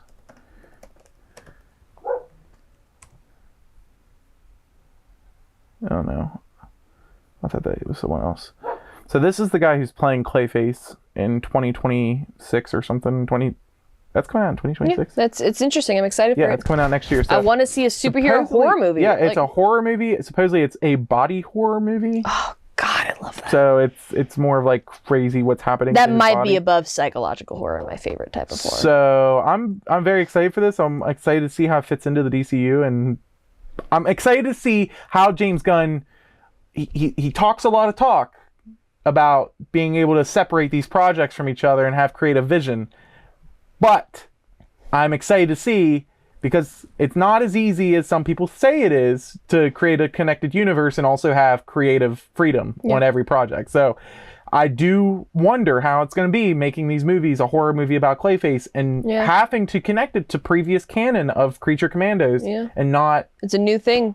Right. It's different. It's kind of like the Joker 2 musical, except a lot more superhero fans would like horror movies and musicals. On the MCU because it's too interconnected, and a lot of people take a big dookie. Directors didn't have creative freedom, but you're asking for an interconnected universe. There can't be pure creative freedom. There has to be some level of constriction, because you have to obey to that character and the iterations that came before. That's just how it works. So I'm excited to see, though. I do trust James Gunn. I do. As of now, he hasn't messed up yet. He has not messed up yet. Do you think, hot take, there's something on your face, do you think James Gunn will screw up in the first 3 years of the DCU? Let's make a prediction now. Do you think James Gunn will make a big screw up in his plan or production in terms of overseeing these movies? Obviously, he's not making all of these movies. If I say no and he does, it's going to be really embarrassing. I have confidence. I have confidence in him only because he's never really made a bad superhero project. Right, but he's not making every single one of these. He's overseeing them. But he doesn't approve He cares a lot about making sure everything's finished and he perfect wants a before script production. before it goes to production. Which I admire a lot. I believe that I trust James Gunn. I do. But I do say a lot of people like to talk the talk that think it's this easy to run a company and shit on Marvel. It's not, especially when you got producers and executives Marvel's going down. gone on for like almost 20 years now, a continuity of almost 20 years. It gets really difficult once you get that deep into it, like to continually create something new and keep people hooked. Like this is my biggest thing, because, and this is another rant, is that we need a Drake rant alert. With Marvel, people like to bitch because there's so much homework to do for the previous movies to watch something new. That was always the fun of Marvel, but now it's something that people bitch about because. Well, it's because back in the day, it's like you'd have a movie and it'd come out so far away from each other too. I agree. The TV shows did something detrimental to this. The streaming, yeah. Streaming did something detrimental to this, and I agree. And we could do a whole episode about me talking about how I think streaming and movies and all this was a bad mistake of how Marvel did this stuff. I think most people agree on that stuff, but the fact is that it is an interconnected universe. You should want to catch up on things to see the next thing. And James Gunn, the way he's kind of saying this stuff was kind of like he was going to be different from Marvel, that things were going to be less connected, more creative control from the directors. But eventually the things are going to have to connect. You are going to have to make a Justice League movie and then make movies after that. You're going to have, he's having a Lanterns TV show going into, Green Lantern going into the Justice League, and then you're going to do a season 2 of that Lanterns show. Eventually, it's going to get confusing for audiences to follow on to. Now, so far, audiences DC, they are fully on board, ready for all these cool different projects, and I'm on board for it too. I love when things do different things. But at the same time, you are building up that expectation that you're going to have to watch a Clayface movie, you're going to have to watch Creature Commandos, you're going to have to watch, maybe a Waller TV show. Mm-hmm. Things that people don't, and that's the same problem people have with Marvel right now. But just because DCU is so bright and prosperous right now, people have rose-colored glasses on. I feel like I do think and people love James Gunn too. I truly believe it. That's why I never put hope into people. I do think people are going to learn their lesson, because it's not going to stay hopeful forever. He's not going to have perfect 100% movies every time. That doesn't mean people should give up immediately. By the way, no, it's another thing too. He's not Jesus. He's not directly making every movie. I think it was the same thing with Marvel. I think people immediately he's going to run into things the same way Marvel does, where things out of their control happens. Black Panther's actor dies. Jonathan Majors has a huge scandal. There's some sexual assault. There is some things you just can't control, and he's going to run into those things eventually, and we're going to see how he handles it. I think James Gunn is very smart. I think he's a good producer. I think he's one of the best executives, people in Hollywood. Damn. But it is a hard job Kevin Feige has, and I think he's done a great job for the most part. Kevin Feige has done a great job at Marvel, and I think he gets a lot of shit for it. A lot of unworthy shit. Well, it's more like people don't know what it's like, and you gotta think about, he's not the producer. He's not the people at Disney telling him, you can't do this, you can't do that. We want this, we want that. We're going to change everything in the middle of this, do this instead. Right. You don't have writers that are or directors that are overstaying their welcome and doing things that kind of fuck up the entire There's timeline. So many things with Marvel. Yeah. I could go on a whole podcast episode about what went wrong with Marvel. I can have a long ass rant about what the fuck his name who Marvel's did biggest Thor: Love fan. and Thunder. I love the MCU. I'm its biggest fan, but I will be its biggest hater too. I will. But I'm not going to be like the haters online who are just want to hate everything because they hated something in the past. I'm going to give every project a chance, but if that project doesn't live up to what it was supposed to be, I'm going to call it out. Now, I'm not the one in the comments doing that, but I'm on a podcast on a recliner. On a recliner. So. Reclining. Hell yeah. Anyway. Really quick, if we want to bring out your... No, hold on. How is the animation in the show, you think? I love it. I love the animation. There's this technique that people do where they have their lines, and sometimes they do it in art. I don't know if they do it the exact same way. It looks like the liner has been doubled, duplicated, and the layer underneath, the Gaussian blur is just a tiny bit to give it this little glow. Mm-hmm.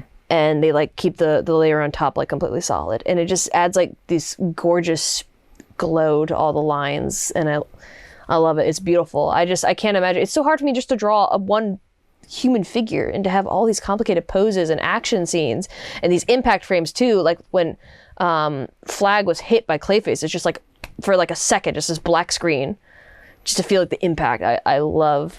Yeah, the animation was good, but you know more about that stuff. You pay attention to that stuff more, so I wanted to get your opinion. I hated it. It was garbage.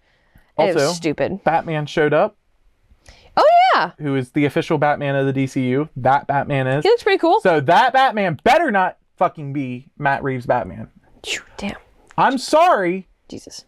But my opinion is that Matt Reeves' Batman should not be in the DCU. If you've seen the But it's a good Batman. episodes. I think it's a good Batman. But the Batman that needs to be in the DCU, I don't even feel like Matt Reeves' Batman feels like the Batman that showed up on that roof. That's how different they are. Like I literally, it was a silhouette on a roof in a shot, and I already feel like that was not Matt Reeves' Batman. So it better not be, because there's rumors going around that they're doing something secret behind the scenes. Drake's gonna flip his recliner over. And if that happens, we're gonna have a podcast. If that happens, we're gonna release a podcast that doesn't come out on normal times, and we're gonna I'm gonna rant, because I will not settle for that. His rant alert. I mean, I will settle for it. I'll deal with it. But like, I trust James Gunn. I guess I'll settle with it a little bit. But why is there rumors right now that they're gonna merge them and secretly? Like, there's. I think that's a really good actor for the Batman. I think he's a good actor too, but I just don't want that Batman. I want a Batman that. Just to clarify, before we lose all our subscribers, he does Batman. not hate that movie. I don't hate that movie. I really like that movie. I thought that movie was a good movie. I love that universe. I love the Penguin. The Penguin is like my favorite thing that the DC and Marvel like superhero thing has ever been made. I love Matt Reeves. Like, I'm not trashing Matt Reeves, but I don't think they merge at all.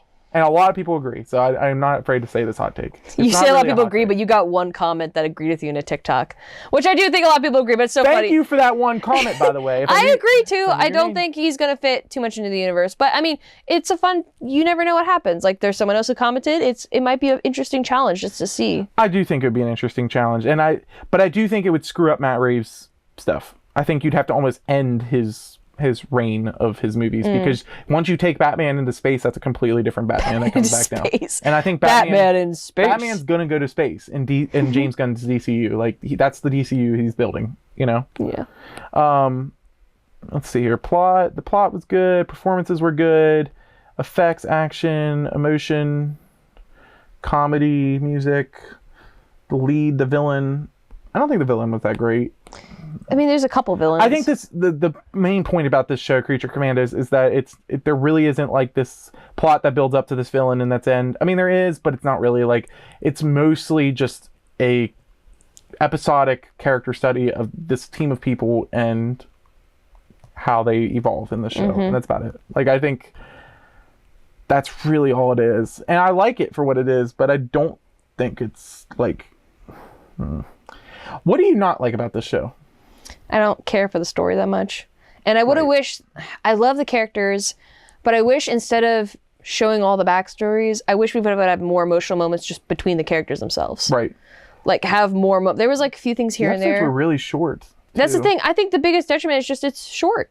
I think that's just what Which I was really unexpected, because when we watched the first episode, I didn't know that they were short, and it just ended. Again, I love the show. It's definitely an A. To me, it's an A show. I think it's an A show. It's written very well. I think they knew what they wanted to do. They wanted to make a show just about the characters and their backstories mainly. That was the main focus. And with the short amount of time they had, they did the best that they could with it, in my opinion. I think it's an A show for me. It's probably a lower A. Oh my god. What? What the hell are you going to say? What the fuck are you about to say? I think... Get your board out. Get your big fucking board. Okay? I want you to I guess I won't say it right now, but... No, we should do it now, because... I do have some opinions about the show. Well, no, we got to take a little break. We got dinner at 9. It's 8:51. Oh, when is that dinner? 9, isn't it? I don't know. It's at 9. You said 9. What is happening right now? We think they might be announcing having a baby, by the way. That's our We still theory. have stuff to go through. We're going to pick up this conversation. We're not done with this episode. How long is this episode going to be? We're not done with this episode. I got to rank at least. How long is that going to take? I don't know, but I got to rank at least. So we'll be back. We have to rank at least this episode. I mean, we can maybe cut out some other stuff, but we got to at least rank in the episode. Yeah, because and who do your knows, that drawing. wouldn't take 5 minutes. Okay, we're back from our dinner. Our friends aren't having a baby. I guess they just really wanted to see us. Yeah. I can hear myself. We actually have friends. We actually have friends. There we go. Okay. Okay, so anyway, we were talking about, also, the length of this one's going a little long, but I was talking to her about it. I think it's okay that we go a little long. I don't really care. It doesn't matter. I mean, I love long videos. So. I think it's okay. So if you guys, are doing something very long, turn this one in the background and let's just listen. So. Just sit back and relax to our beautiful voices. Yep, we just talk. Why is this now so loud for some reason? Maybe just put it on the ground. I can hear our headphones are. You can hear. Oh, you want pillow? This is Otis's pillow. Every time he'll come up here and he'll want the pillow. Okay. Pillow. So, anyway. Puppy. So we were talking about the Clayface movie. Yeah. When we were last one here. Yeah. Then we got this is gonna be the third DCU movie to come out. Supposedly going to be a body horror movie. This is the actor that's playing him right here. So I'm interested to see how that connects into mainline DCU and Creature Commandos. Is my phone recording? You got that? Yeah. Okay. All right. So if it dies, will it save the video? Yeah. Okay. The only other thing that I was going to talk about was I did look it up. Creature Commandos Season 2. And it does seem like, yes, Creature Commandos was officially renewed for a second season on December 23rd, 2024, and is being fast-tracked by DC Studios to get episodes out quicker, though an exact release date is unknown and could be years away. So that's pretty cool. Yeah, it's pretty nice. That's bothering me. I can't. I don't know why that's so loud. It wasn't loud before. Do you unplug it? I guess. I can't really get up. I mean, I don't want to look at that. The viewers... Is there something I could put it over it, like a blanket or something? It's pillow. Try this pillow. Because it wasn't even loud before. Sorry, Otis. I'm sorry.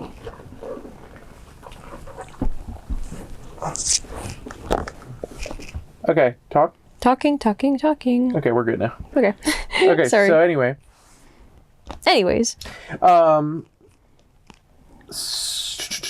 Oh yeah, so season 2. I also think this show will be better with a season 2 because I do feel like just not enough was told in this season. I just feel like I didn't get enough. I mean, we got told about all the backstory of a lot of people. So I think this show was pretty good as it stood, but there wasn't enough there for me a little bit. Like I feel like season 2 could really fill that out and bring the show up higher in my ranking. Definitely, I think it could change it. So, but we'll rank it here soon. But we are going to take a break and do a game. Yeah, eventually. Yeah. We're going to do a word game, and this. Oh God. Yeah, me and Justice have been playing this in our free time over the last. In our free time. Over the last. In the last day. night. Yeah, or the last. We day. only played it 2 times. And this is our fun new game that we play. So maybe we'll start doing games during our. If you guys episodes. would even want to sit and listen to that. So anyway. I'm sure this will get clipped for TikTok, but this is our game, so we're gonna do that game where we both say words and we gotta try to get to the same thing. I love that's the expected explanation. We'll say words. Let's start with the first word. Let's start with something comic booky. Okay. So then, we'll kind of get to somewhere. It's gonna eventually leave the comic booky. It may leave comic. It's a word association game. We have to both keep saying words, and eventually through association, say the same word. And we're gonna go until we get the same word. It could last 10 minutes. So. God. But it could and our phone's gonna die before then. Very quickly. Okay, ready? Yep. All right, let me think of a thing.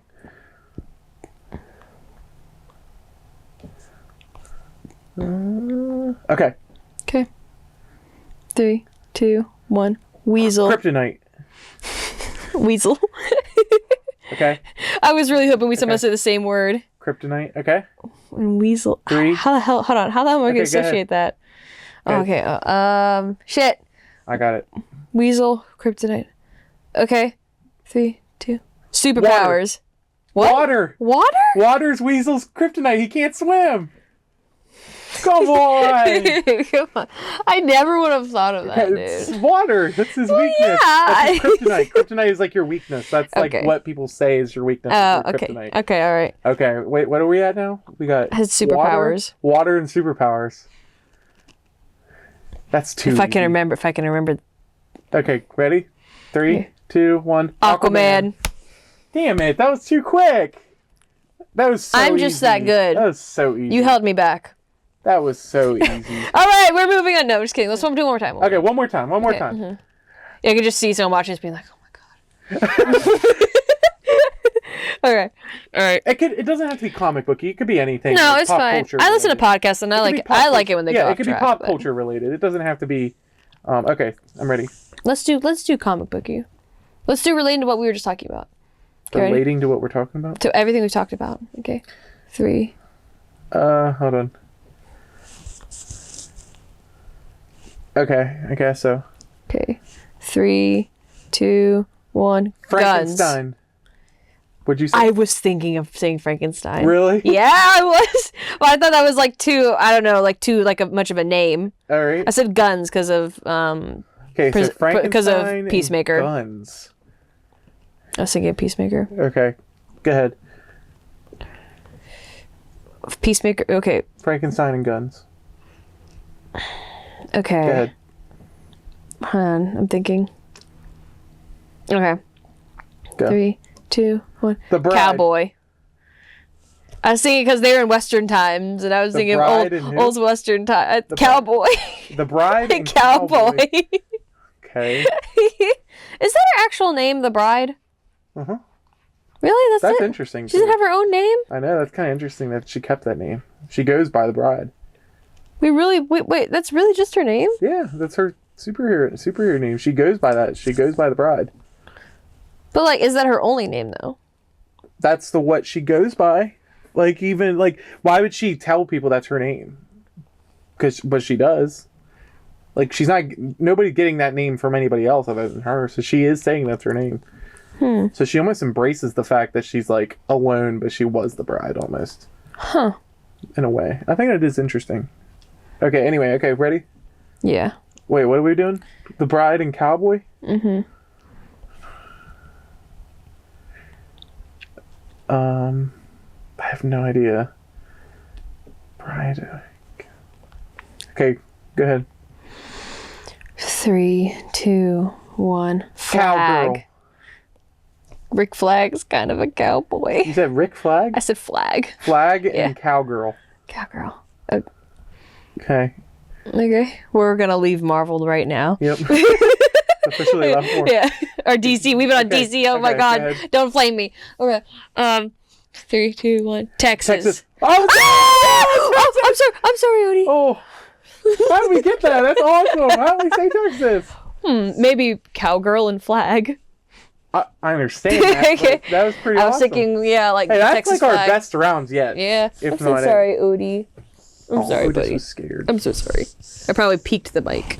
I'm so sorry. Otis is our scaredy cat. Okay. Anyway. It's okay, Otis. All right, I guess we'll move on from the word game. We got those pretty quick, so that was pretty fun. See, look, he's right back You got too. any other games you want to play? You got to come up with some games Smash for us Bros. to play. You got to come up with some mini games for next episode. Mini fun things for us to do. Back and forth things. I won't play tic-tac-toe. We should do like I want to play knockout. Whoever can get the other person unconscious first wins. what? Huh. Anyway, okay. All right, we're moving on.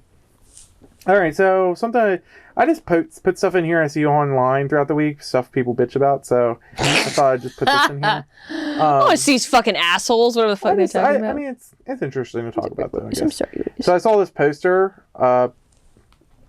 Wait, what does that say? This is I don't a. have my glasses on. You need your glasses. Why don't you have your glasses on? I don't know what they are. It's okay. Just No, you need your glasses for this. Marlo, just read it out for me. No, you need your glasses to see the poster. You got to see it. That's the point of it. I see them. I know them. I just No, can't read it. you have to see the poster. You got to get your glasses. But Odie, I'm sorry, you have to get your glasses. your laptop's less important than this cat. Justice, go get your glasses. We're wasting recording time. You got to see the poster. I'm so sorry, Otis. Otis isn't going to want to sit with me. Oh, well, he'll come back. No, he won't. He's all spooked. Oh, there they are. Oh, Excuse be me. careful. Don't hit the I know. camera. Is my phone okay? Yeah, seems like it. Okay. Oh, Otis is staying. Wee-wee. Okay. Don't look at my belly. All right, so you can see it now? Marvel fans say Thunderbolts now just look silly after Disney Poster edits out their guns and removes one character. Wait. Okay, so here's the post here. So this is the original poster. Now they take out Taskmaster, but what is interesting about this, not the Taskmaster part, the interesting part about this is they edit out these guns here, which is really interesting to me. Hold on, make sure I'm recording here. I'm not recording. Where was Okay, that I'm advertised to? Sync up the computer recording. Okay, here we go. So this is like the poster for the movie before the movie came out. One of the posters that came out. So you can see here with the guns. Are there countries where they're not allowed to advertise guns? But this is on Disney Plus. It looks like a fan-made thing. Guns. I'm saying though, are there countries where they're not allowed to advertise guns? Right, but but there's other. Also, why'd they take out Taskmaster? That's what's really funny. She's a weapon. Technically, she was made to be a weapon. It's interesting but it also is like it works for Yelena really well because Yelena is kind of in this pose that kind of works for both. Yeah, they don't. But Bucky is really odd. Like he's just holding nothing. He's yelling at his hand. It is odd, I will say. He's looking. He just realized his arm isn't his. It might be it definitely might be a country thing. Yeah, I'm wondering if like somewhere they're just not allowed to advertise, so they made a more friendly advertisement to the general public. But like, who cares? Who's upset about that? Right.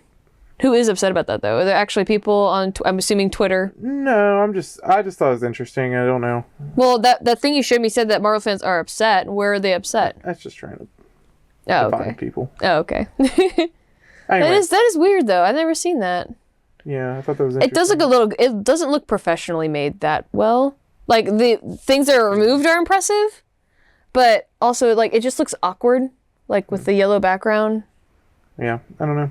Anyway, we're gonna watch we got the Fallout. Drake. Oh. We got the Fallout Season 2 trailer. Ooh, I didn't know about that. Yeah, so I thought it was okay. I thought it was really. I think what I remember is I thought it was really promising, and then near the end I was like, eh. Yeah. But I think then the finale did something cool. Did it? It got better as it went on. Remember? Oh, it got better as it went on. Right. Remember? Oh, because yeah. The first 3 episodes we hated it. No, I didn't. I don't We'll think have to I do a hated whole it. episode on Fallout, maybe when. Because I think her stuff was interesting, like with the. When Season 2 gets closer, we can do a whole episode. But I remember at the beginning of the show, it was hyped up. No, I just hated that one guy's storyline. It was hyped up a ton. In the first 3 episodes, I was like. No, I just hated that guy's storyline with the armor suit. I didn't care anything about that. But near the end, those last couple episodes, last 4 or something, it got really interesting. Once the twists started happening and stuff. I thought there was a lot of awkward, weird stuff in it. But, I think the point I remember that was so stupid is when she released all the people from the freezers. All right, well, let's watch it.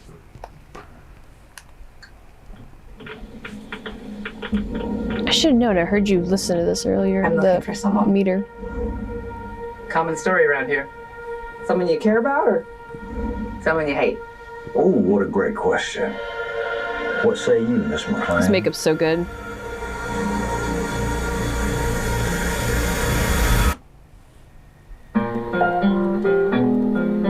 Is that a character I don't know? Why would my dad go to Las Vegas?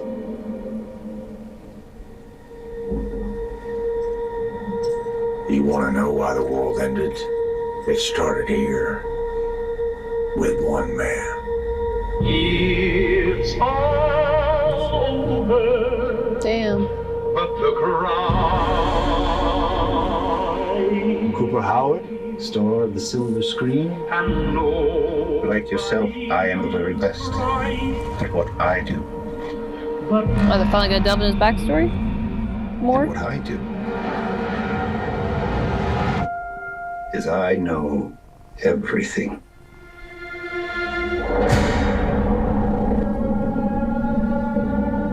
I know there's a war coming. The bombs will only be the beginning. My concern is that you would do just about anything to save your family. I think you are actually quite a violent man. You just don't want to kill me yet.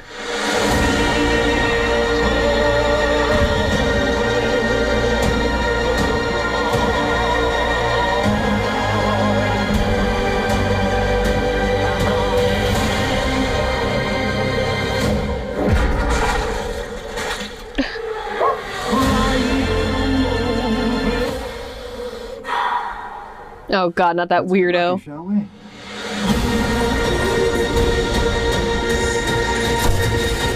Isn't that the guy that had sex with chickens or something like that?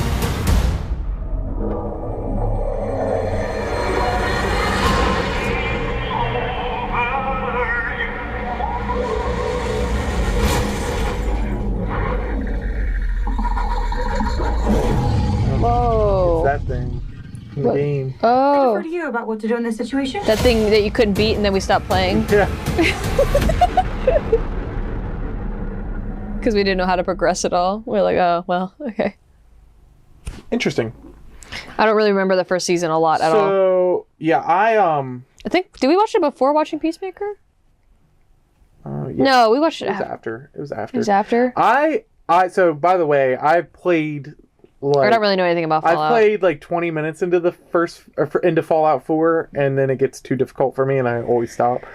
I think I just suck at games like that. I don't know why, but anyway, I did like the first season. After it was over, I did enjoy it. After it was over, then I liked it. No, I did enjoy it. I did. I thought it picked up, and I did enjoy it, but I didn't like it at first. I was like, it just wasn't. It wasn't as good as people were saying it was. I felt like. I think some of the dialogue was weird. Yeah, it's just some of the dialogue writing and stuff. I mean, I can't really remember too much now.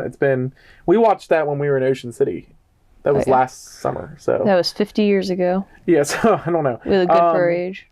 But anyway, I'm excited for it. I don't know enough about Fallout. I just know I knew very little. I don't know anything. I just know there's that little guy with the blonde hair everywhere. That's it. Right. He has a thumbs up. Or no, he has the... Yeah, it's to see how far the nuke explosion is or something like that. Right. Okay. So yeah, anyway, that's pretty cool. I don't know. I'm excited for it, I guess. We'll just see how it goes when it comes out. We'll definitely talk about it when it comes out. We'll rewatch the first season maybe and do a whole video on it. Is that the Lego Batman? This is a new Lego game. Of course. I want to see Lego Batman the movie part 2. 3 days He ago. still hasn't seen Lego Batman 2, the movie. Okay. God, I can't believe you.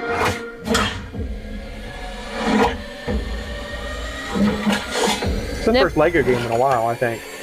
Well, Star Wars one was the last one, I think. So. I think Star Wars was the last one. I have never played the first game, so I'm just admiring the animation right now. Lego Batman's the best Batman. I need to become more than a man. I need to become a bat. A symbol. What did you have in mind? Remember when they didn't talk? You can turn that on in the game. You can turn that on. But do you remember? Music. But do you remember the Lego games that didn't talk? They just like made grunting sounds. You can turn that on though. I'm Batman. You can turn off the dialogue. They still do it. I think Why so serious? Dude. You want to get nuts? Let's get nuts. I'm Yes. allergic to nuts. Hell yes. Who's the man behind the mask? Oh God, French people. No.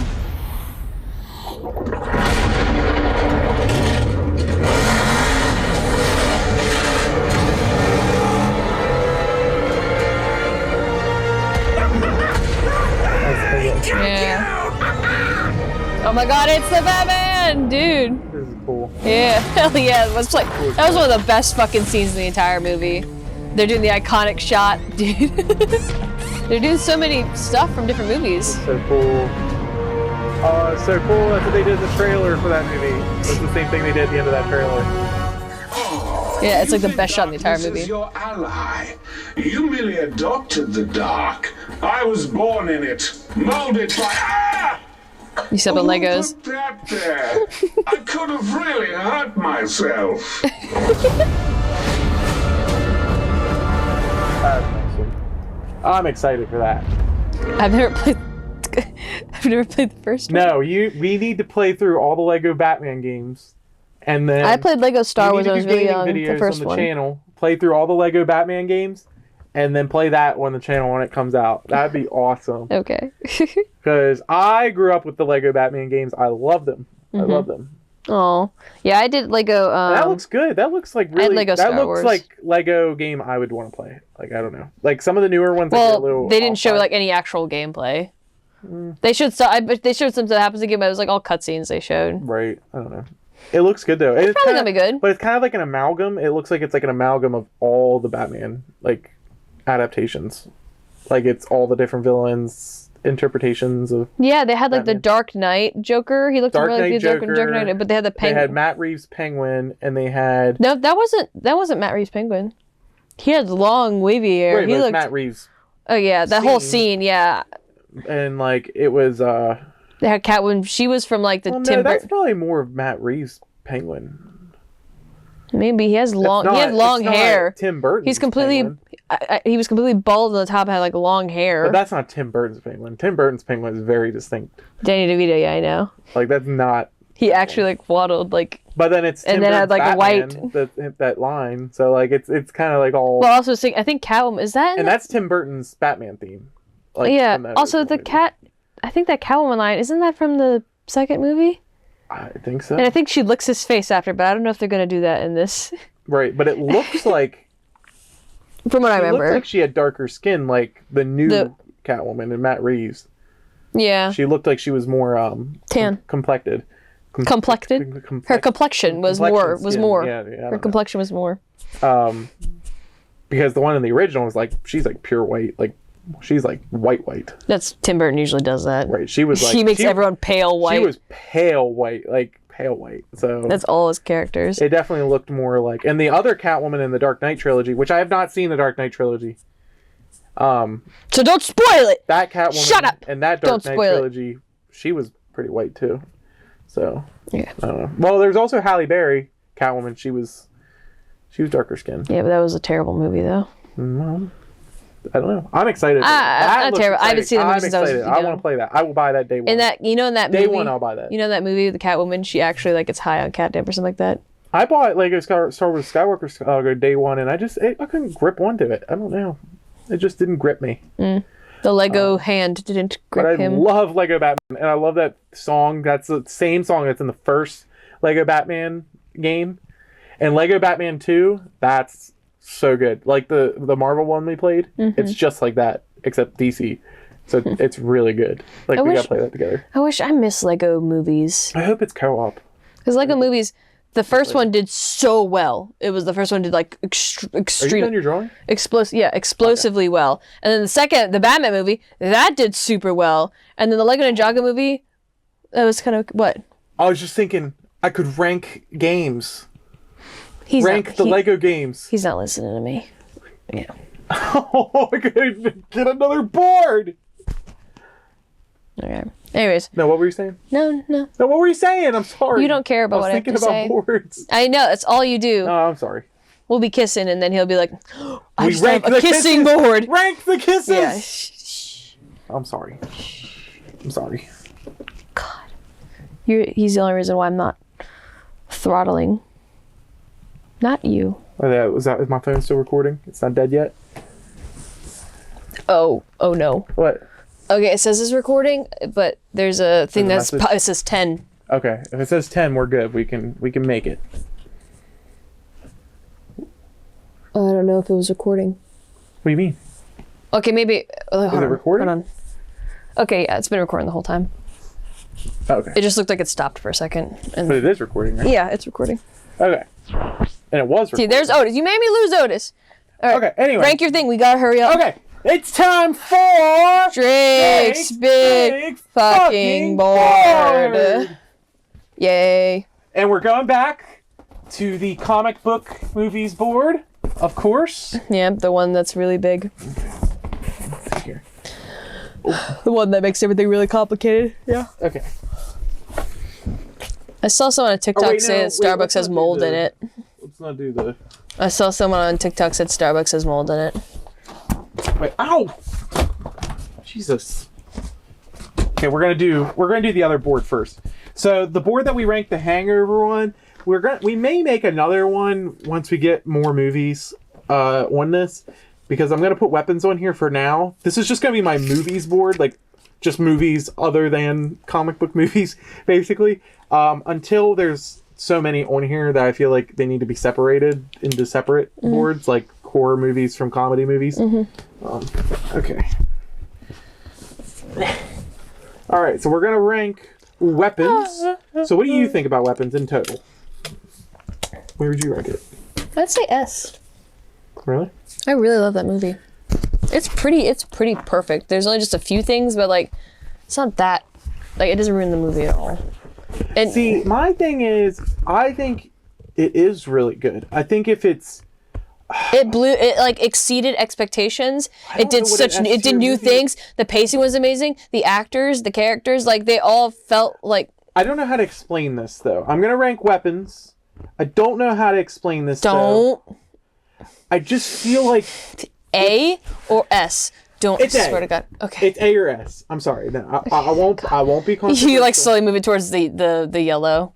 Like, so. I'm not going to be controversial. I'm not going to be controversial because I do really like this movie. I do think it's, at the very least, high A's. I do. I just don't know if it hits S. It hits S for me. What is it about that, like, you can't even really pinpoint it. I think it does the horror really well. It does the psychological stuff really well. It does, like, the trauma well. But the thing for me is... It's new. It's different. I just feel like if it's an S movie, I feel it. I feel like it's an S movie. I felt a lot of emotion. I just come out of it, I'm like, man, that... I came out of the movie, I was like, that is such a good movie. I did feel that, but I didn't come out feeling like that's one of the best movies ever. Do you have Endgame in S? I do. I do have Endgame in S. What? Okay. If you didn't have any attachment to those characters or any storyline from that at all, but that's why you cannot put that S. That's why it's on a separate board. That's why it's on a separate board, because Endgame does not. Could you put Endgame on this board on S? No, okay. I wouldn't. That's why they don't translate. Superhero comic book movies don't Okay. So no, this is why there's separate boards. Because I don't think that, just like I don't think Candace Cameron on a C tier meeting experience is the same as some movie that's on a comic book. I'll give it A. You've convinced me. How have I convinced you? You've convinced me. But why? You said S. But I came out thinking it was a really good movie, but I didn't really cry. But do you understand what I mean? Where I don't feel like it was like... It blew me out of the water. It was amazing. It was like, whoa, like S tier. No, I feel like I think it was... I looked at my S list because I have my own little mini board on a phone. And I realized almost everything I've ranked in S, I cried really hard on. Right. I'm going to put it I'm going to rank weapons in high A tier. I think it is like just about an S. But it just doesn't give me S tier. I don't feel like it's... So it's like a 90? Or a 95? It's like... And S is 100. It's like a 94. Because I feel like 95 and up is S tier. Or something like that. That's my ranking for weapons. Pretty good. I think that's pretty good. I mean, for a freaking standalone horror movie with a $30 million budget, I'm very, very happy that they should be honored. Right. They should be honored. Okay. You convinced me. You so much convincing. Oh, make sure to keep an eye on that camera. Because if we have to, we can move yours over to be my angle. Or not yours, the other one. We can move that one over if we need to be a wide. Just get rid of our wide shot. Okay, so Peacemaker. Wait. Oh, let me... What? It's kind of... There, keep it like that. Yeah. Okay. So now on my big fucking board. S. My comic book movies ranking. S. Peacemaker, you rank it S? I think so. I do. Why is that?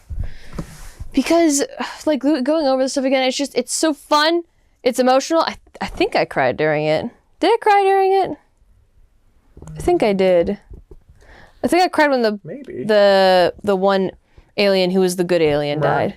I think I cried during his death because I really liked him. I actually...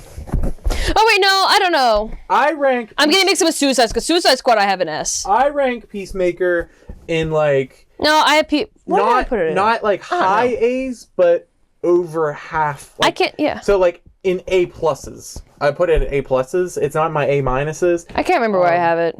This is where I have it in my list. There's a couple things above it in my list, but I just remember watching the intro. Oh, the intro is beautiful. The intro is amazing.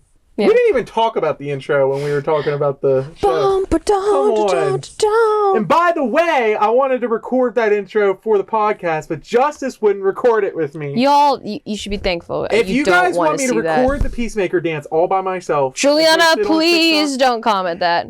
If I get one comment... No, it can't count. Juliana can't count. If I get one No, I'm not doing it. I'm not doing it. I'm not dancing on camera.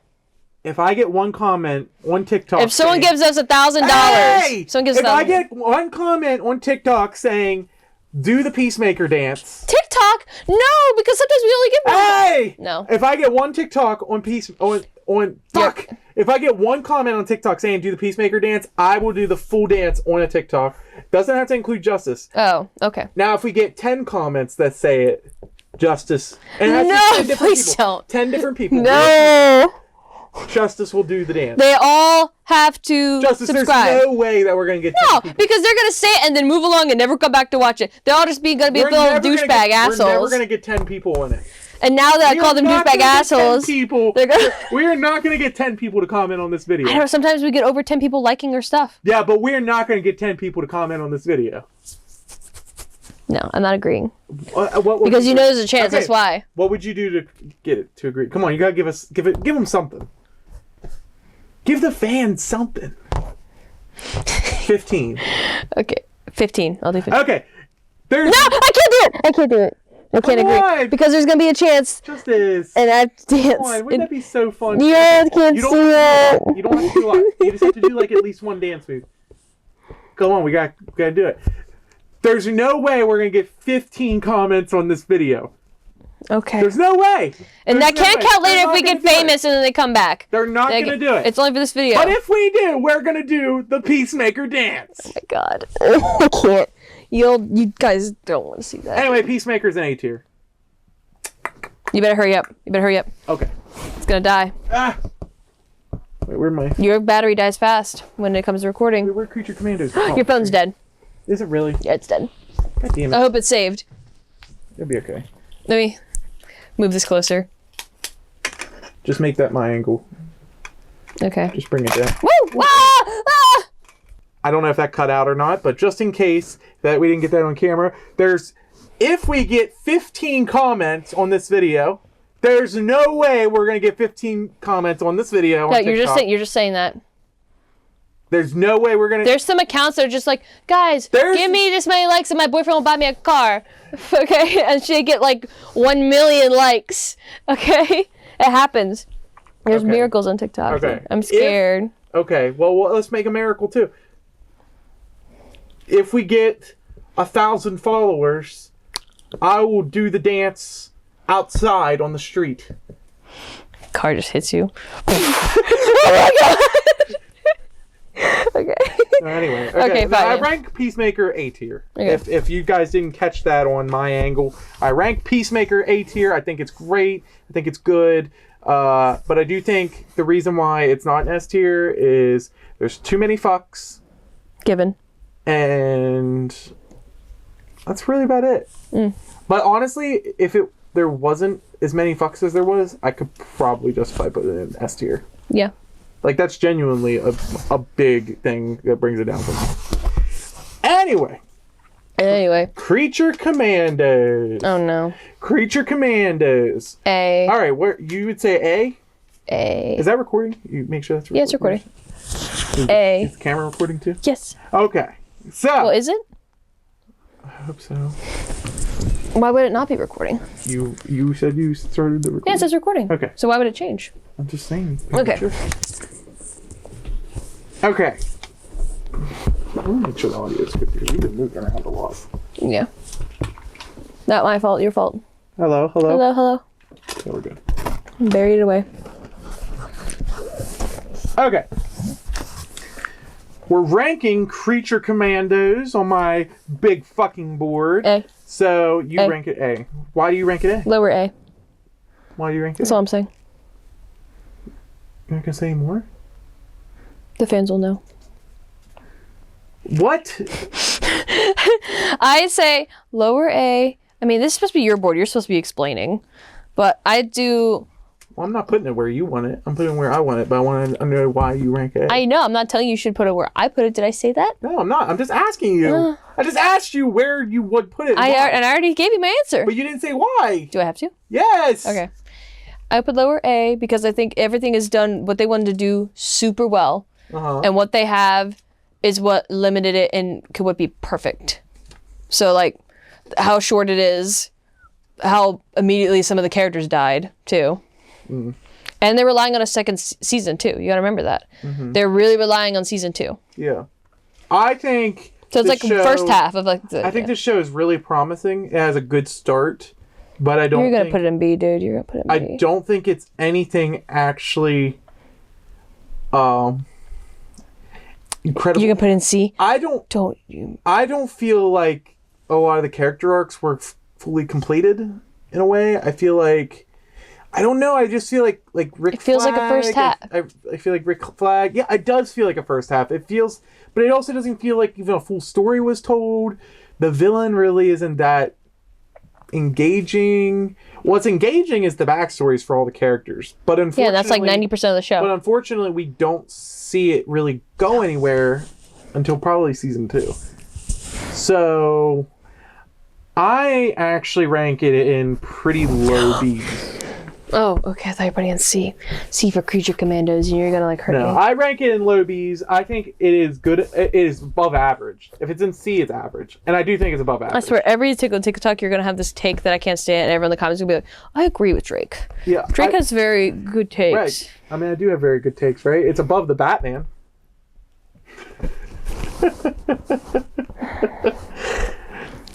Yeah. Okay. Well, actually, not according to your standards, though, because you ranked Batman in A. Yeah. So you like the Batman more than Creature Commandos. I do like the Batman more than Creature Commandos. Okay. Just making sure you're consistent. But yeah. I never said I put it in B, so why you... What? You said you were putting... You put... Well, you said low A's for Creature Commandos. Okay, I just want to see if you remembered that, or you were just, like, fucking around with me. Anyway, that's where I put it. I put it in B's. I think it was good. I don't think it was amazing. I actually expected higher out of it, but I was actually really... That's why, because you thought it was going to be super you thought it was going to be Invincible Season 1. I thought it was higher expectations. I did have higher expectations, but I really did like it. I thought it was enjoyable for what it was, but they were very short. It was very quick. It was very limited. It just didn't feel like it had enough. I just feel like it was mainly backstory, and that's fine. I hope Frankenstein is dead, by the way. And that was another thing. It didn't even feel like that was resolved in the end. I hope he's dead, and he doesn't come back. I'm okay. I don't know. So anyway, that's where I rank it, in B's. And that is all my ranking for today. Also, I like the Frankenstein character. I would just be happy. I do. I like that. It's an awesome character. Todd Packer. Everyone loves Todd Packer. Doesn't mean that they think he's awesome. He hates Frankenstein because he's mean. Yes, because he's mean. That's why I was okay with... Because he's a meanie head. That's what I said. Mm-hmm. Not a creepy stalker who sniffs her panties. We're about at the end of the episode. We're ready for Justice's lazy masterpiece. Okay. Are we recording on both? Yes. Okay. All right, ready? All right, ready? Your lazy masterpiece. I haven't seen this yet. Ready? Okay. 3, 2, 1. It's Peacemaker from Weapons doing the Weapons pose, running with the eagle above him. Oh shit! And like someone like it was recording and like he broke the camera going by. That's awesome. That is freaking awesome. Do you really want to? Do you really want? I've tried to. I put That is so cool. I put motion lines on it to make it look like he's running, like moving in the picture. It's so cool. It's so creative. Oh, I love that one. That's my favorite one. Really? Oh, we should rank them at the end. No, at the end we're like super old. We're like, you're like D, and I'm like, you bitch. I should rank them. That's an A drawing. That's an A drawing. I need to rank them. You'd put that one pretty low. No, I love that one. You do? You like all of these? Yeah, I like all of them. Oh, I would say just because it's relating to Joker too. No, I love them all. Oh, I'm so happy. They're so cool. Anyway, Okay. that's pretty awesome. Yeah. We got our lazy masterpiece. That was the shortest one I did. Really? That one took the least amount of time. That one looks like the most work out of No, all. this one took the least amount of time because Peacemaker doing the weapons. this is actually pretty low detail if you really look at it. It's really low. I just put motion. I just did the shading was very basic, and then the lighting was very basic, and then I just did the motion lines so cool. to make it look good. It's called faking detail. Anyway, tease about future weeks, and I forgot to update this. So what are we doing next week? What are we going to watch? SpongeBob. It's my favorite show.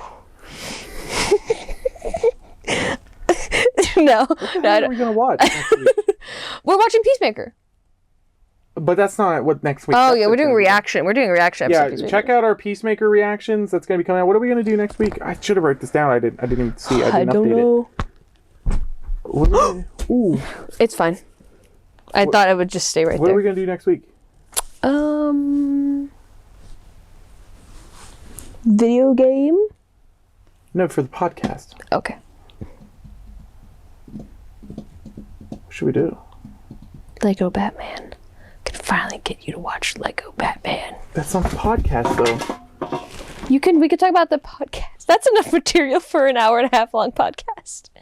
What are you talking about? You're just gonna be talking about how great it was the entire time. And you're gonna talk about every single foot. You're just gonna recount the entire movie because of how much you love it when you watch Lego Batman. I don't know. We'll think about it. Maybe we'll do like maybe Marvel or something with like this year's Marvel movies. We could go over that since we did more DC stuff this episode. Maybe we could go back to Marvel next episode. We could play a game. We could play a trivia game. I think we could do a DC trivia game for the podcast. We could, but we could mix something else into it because we gotta get some rankings caught up too. Okay. So we could do you want to go watch? I want to go watch the movie together. What's out of theaters? We can still watch it. Oh, we're watching that Minecraft video. Oh God, I forgot about that too. That's a separate video though. Oh yeah. Yeah, we're thinking about doing a reaction to a certain Minecraft video that's getting a lot of views. Right That wasn't sarcasm at the beginning of the video, by the way. Anyway, I think, but next week we'll have to figure out something for next week. Maybe so what you were saying. Maybe we'll do some kind of trivia thing, maybe, and then like just work in some other stuff. Yeah, Markiplier and his podcast buddies, they did a whole fucking like dungeon D&D role play for one episode just randomly. And then, but the next week I think is when Wednesday comes out. Is it on Wednesday? Did they release it on Wednesday? I don't know. If they did Thursday, I'm going to be so mad. But I think the next week is when Wednesday season 2 comes out, so we got to get caught up on Wednesday season 1 before that. Okay. And it all drops at one time, so we can do a podcast for the whole thing. Okay. For Wednesday season 1 and 2. Okay. That would be really hot for that episode. That'd be so hot. Okay. Anyway. Yeah. I think that's about it. Yeah. We're going to... I have to burp so bad, but I don't want to do the microphone. Right, we're on 2 separate cameras right now. Yep. Doing the outro, which is different. Hi. I'll just look here and you just look. I'll come over there. Okay. Oh. A drink. I'm going to say goodbye. Here, you come over here, actually. No, come here. You're already up. Come up here. No, come over here. Okay. I was going to say we can go up, but okay. Okay. Get into my shot. Get into my shot. They're going to see how flat my ass is. Make sure to censor it. Make sure to censor it. Get into my shot. Stop your shit. Hello. Hello. All right, anyway, that's about the end for this podcast. We couldn't move the camera. This was a pretty long one, probably our longest one yet. Why didn't we just move the camera back? We could have, but that's all right. It's too late now. Okay. So anyway, check out our Peacemaker reactions, our South Park reactions. We're going to try to do some gaming videos soon. Don't go to TikTok and comment Go to TikTok and comment 15 comments. Get all your friends and family to comment. I'm going to murder all of you if you do that. Do you really want to taste it? Okay, we're gonna say bye-bye, guys. Bye-bye. Hey, wait. Follow us on, make sure to subscribe. Follow us on all our socials. This is Two Recliners, and I'll see you later. Okay, bye-bye.